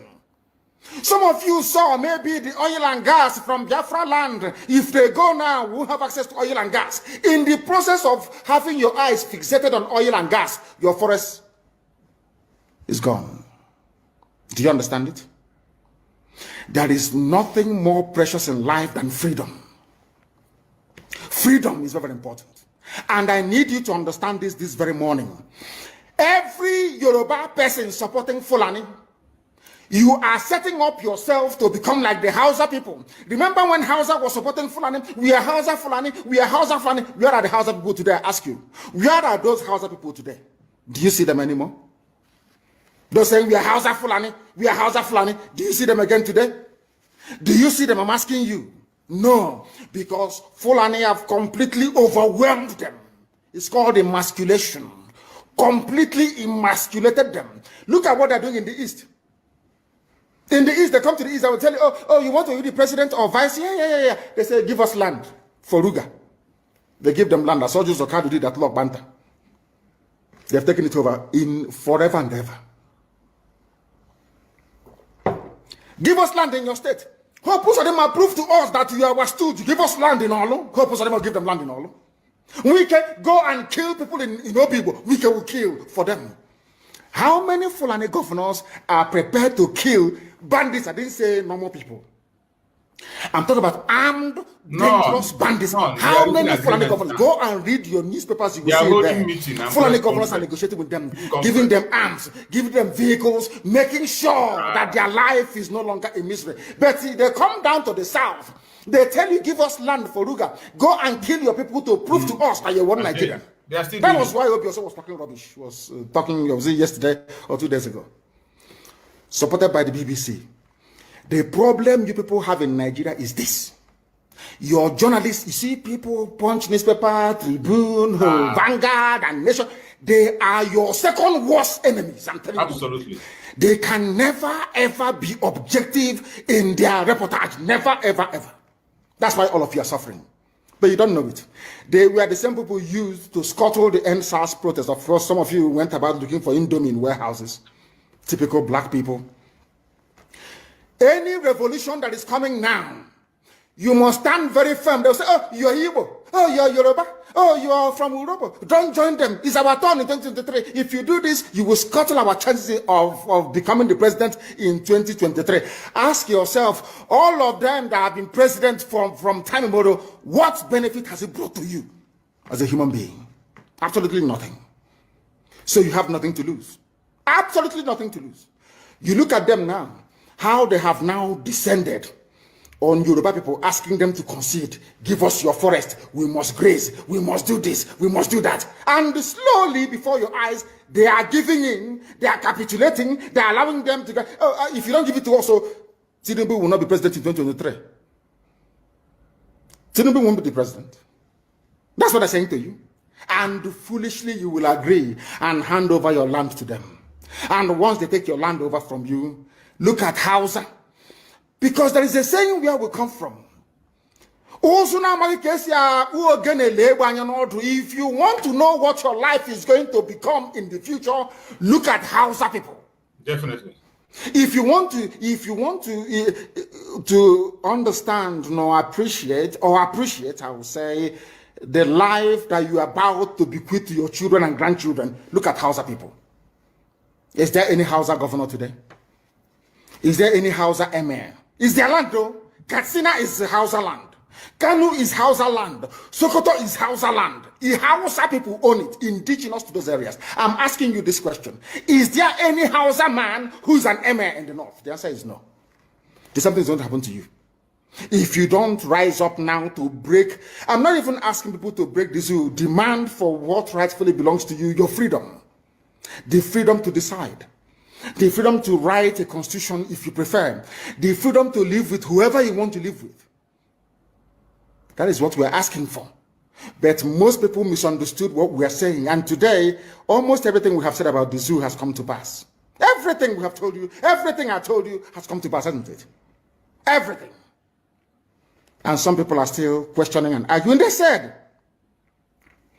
Fulani will resist by all means necessary, including armed resistance, any attempt to forcefully eject them from the forest. Yoruba, you must ask yourself this question.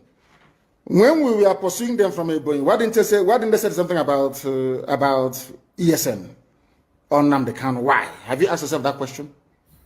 Because they know we are prepared to die to defend our land. They understand that very well. That is the only language the Fulani understand. You cannot say to Fulani, oh, let us have a Fulani president, and after that all will be well. Never, ever, ever. They will continue to expand. They will continue to identify idiots in your midst, traitors, saboteurs in your midst. They will promise them heaven and earth. They will give them anything they ask for in order to ensure that they get into you, they subjugate you. Look at Yoruba land, Ilorin. Yoruba, how did you lose Ilorin? You lost Ilorin because somebody thought or felt that by aligning himself with what he felt was a superior Fulani force, he can defeat his own people. Afonja, what happened?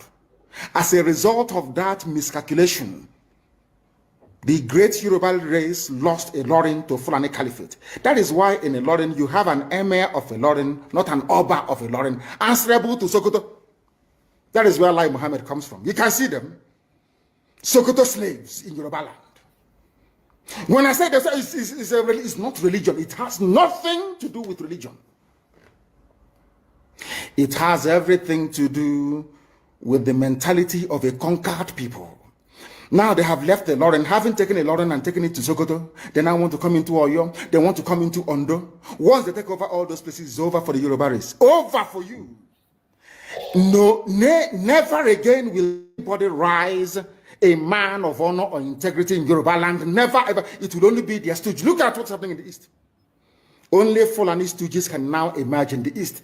It took them very many years, nearly 50 years, to accomplish this very simple task of making sure that everybody, be it Ohanese, be it Pandef, be it governor, anybody you're bringing out must come to the north to swear allegiance to the caliphate. All of them, bar none. Is there any political godfather in the East? There is none. They all go to the north to go and swear allegiance to the Janjaweed.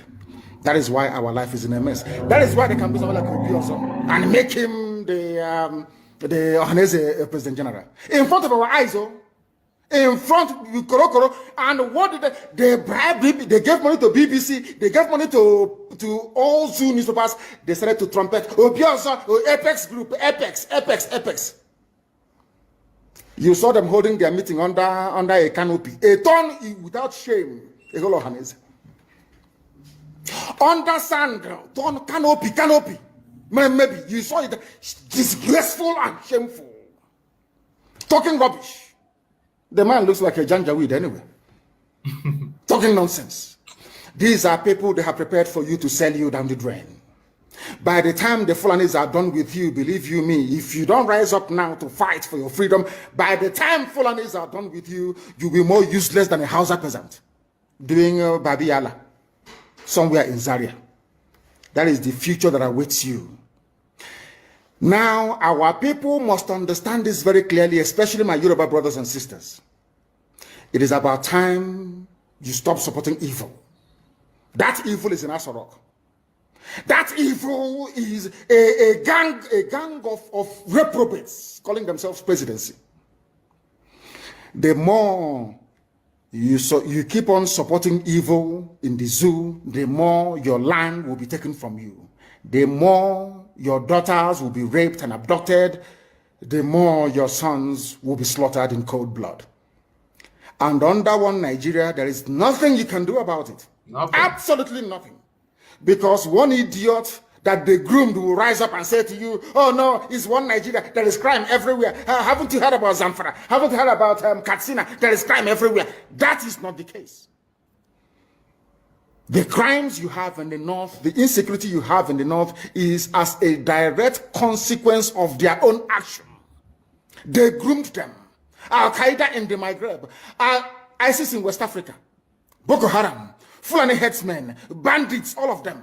Who brought them to Nigeria? It's Fulani. Fulani brought them into Nigeria. El Rufai brought them in. Bauchi State Governor brought them in. Are you people deaf and dumb and stupid? When you come out and you pretend, oh, we are one Nigeria, go and show me. Somebody was asking, where is the boundary, where would the boundary of Biafra begin? And I asked the fool, where did the boundary of Nigeria begin? People from Niger come in and go as they like. Most of these idiots are from Niger. They are building a pipeline to Niger. They are building a railway line to Niger. They are building roads to Niger. Whereas where the money comes from, which is Biafra land, we don't have those infrastructure. No, we don't. Sorry.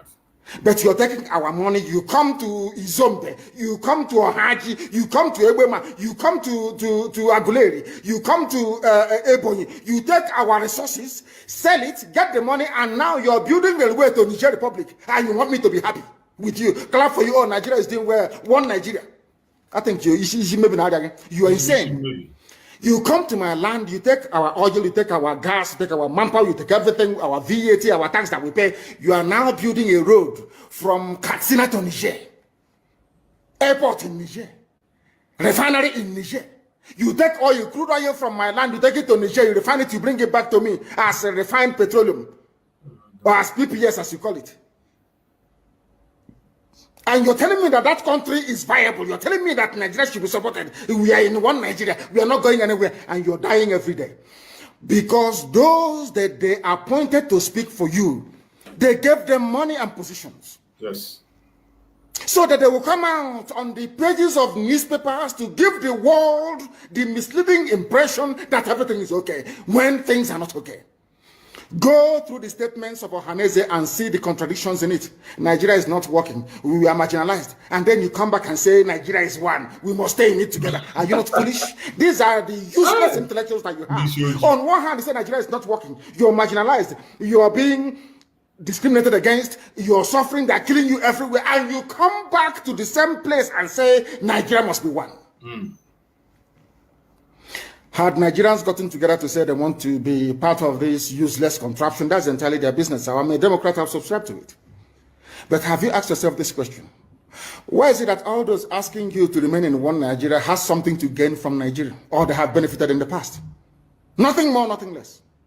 I saw the letter that Atiku Abubakar wrote to President Biden. In it, Atiku Abubakar said to come and help us fight terrorism, in order to ensure that there will be no regional destabilization. That is their game plan at the U.S. State Department for very many years, until we stepped in. They keep trotting out these lies. Once Nigeria breaks up, there will be destabilization in the entire region. I said it because you don't understand African history. Most of these people are not educated. When I say, they say I'm insulting them. No, I'm not insulting you. Most of you are not educated. In Africa, we are tribal creatures in Africa. Absolutely. In Africa, we are tribal creatures in Africa. We always go back to our village where we were born, where our umbilical cord, how long, where it was buried. That's where we come from. That is why every Christmas, Easter, New Year Festival, or August meeting, you see us migrating back to where we come from.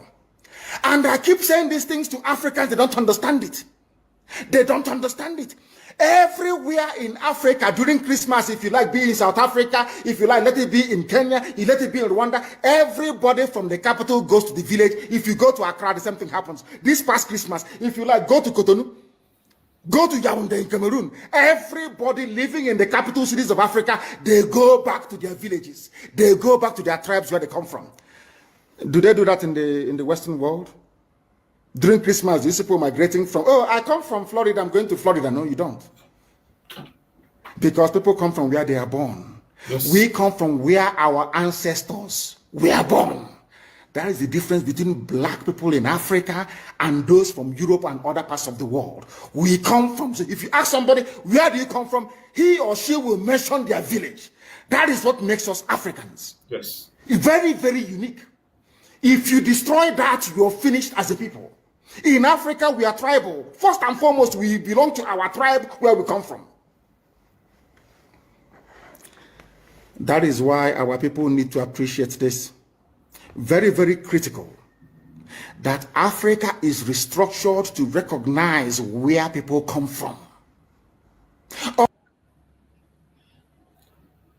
My fellow Biafrans, lovers of freedom across the world, Mazi Nnamdi Kanu, the professor of wisdom.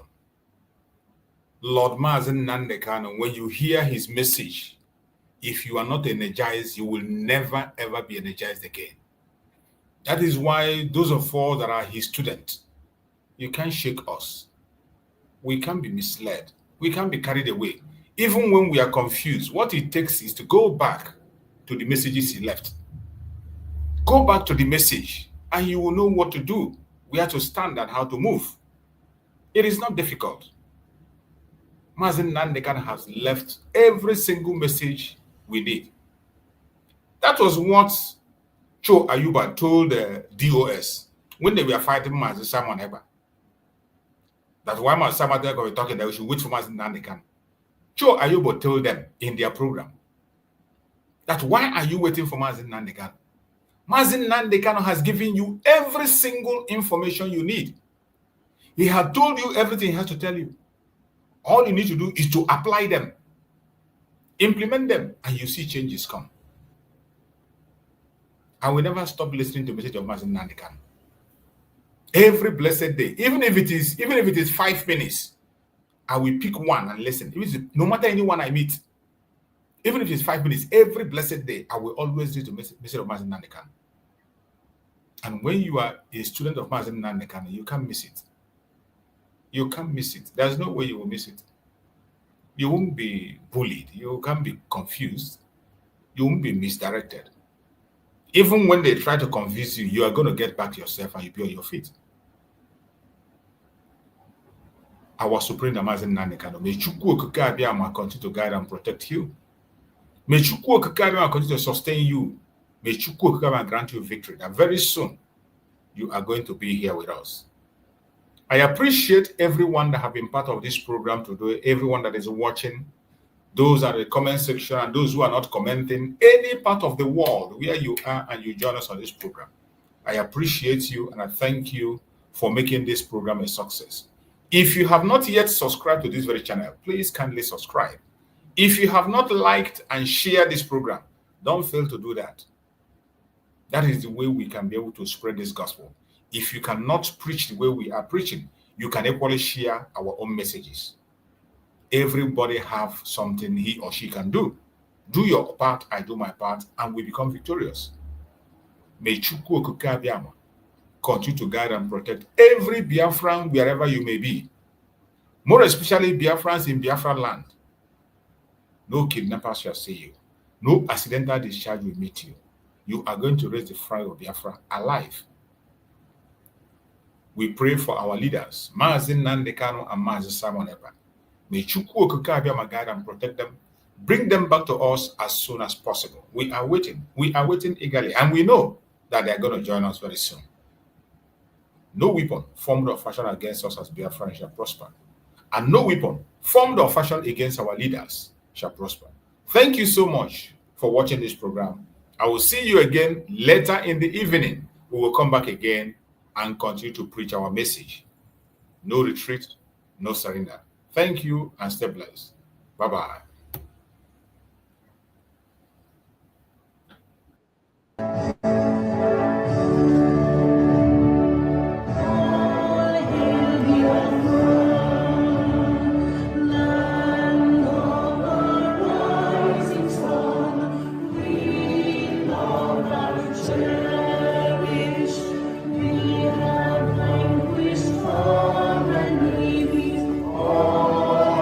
Biafra,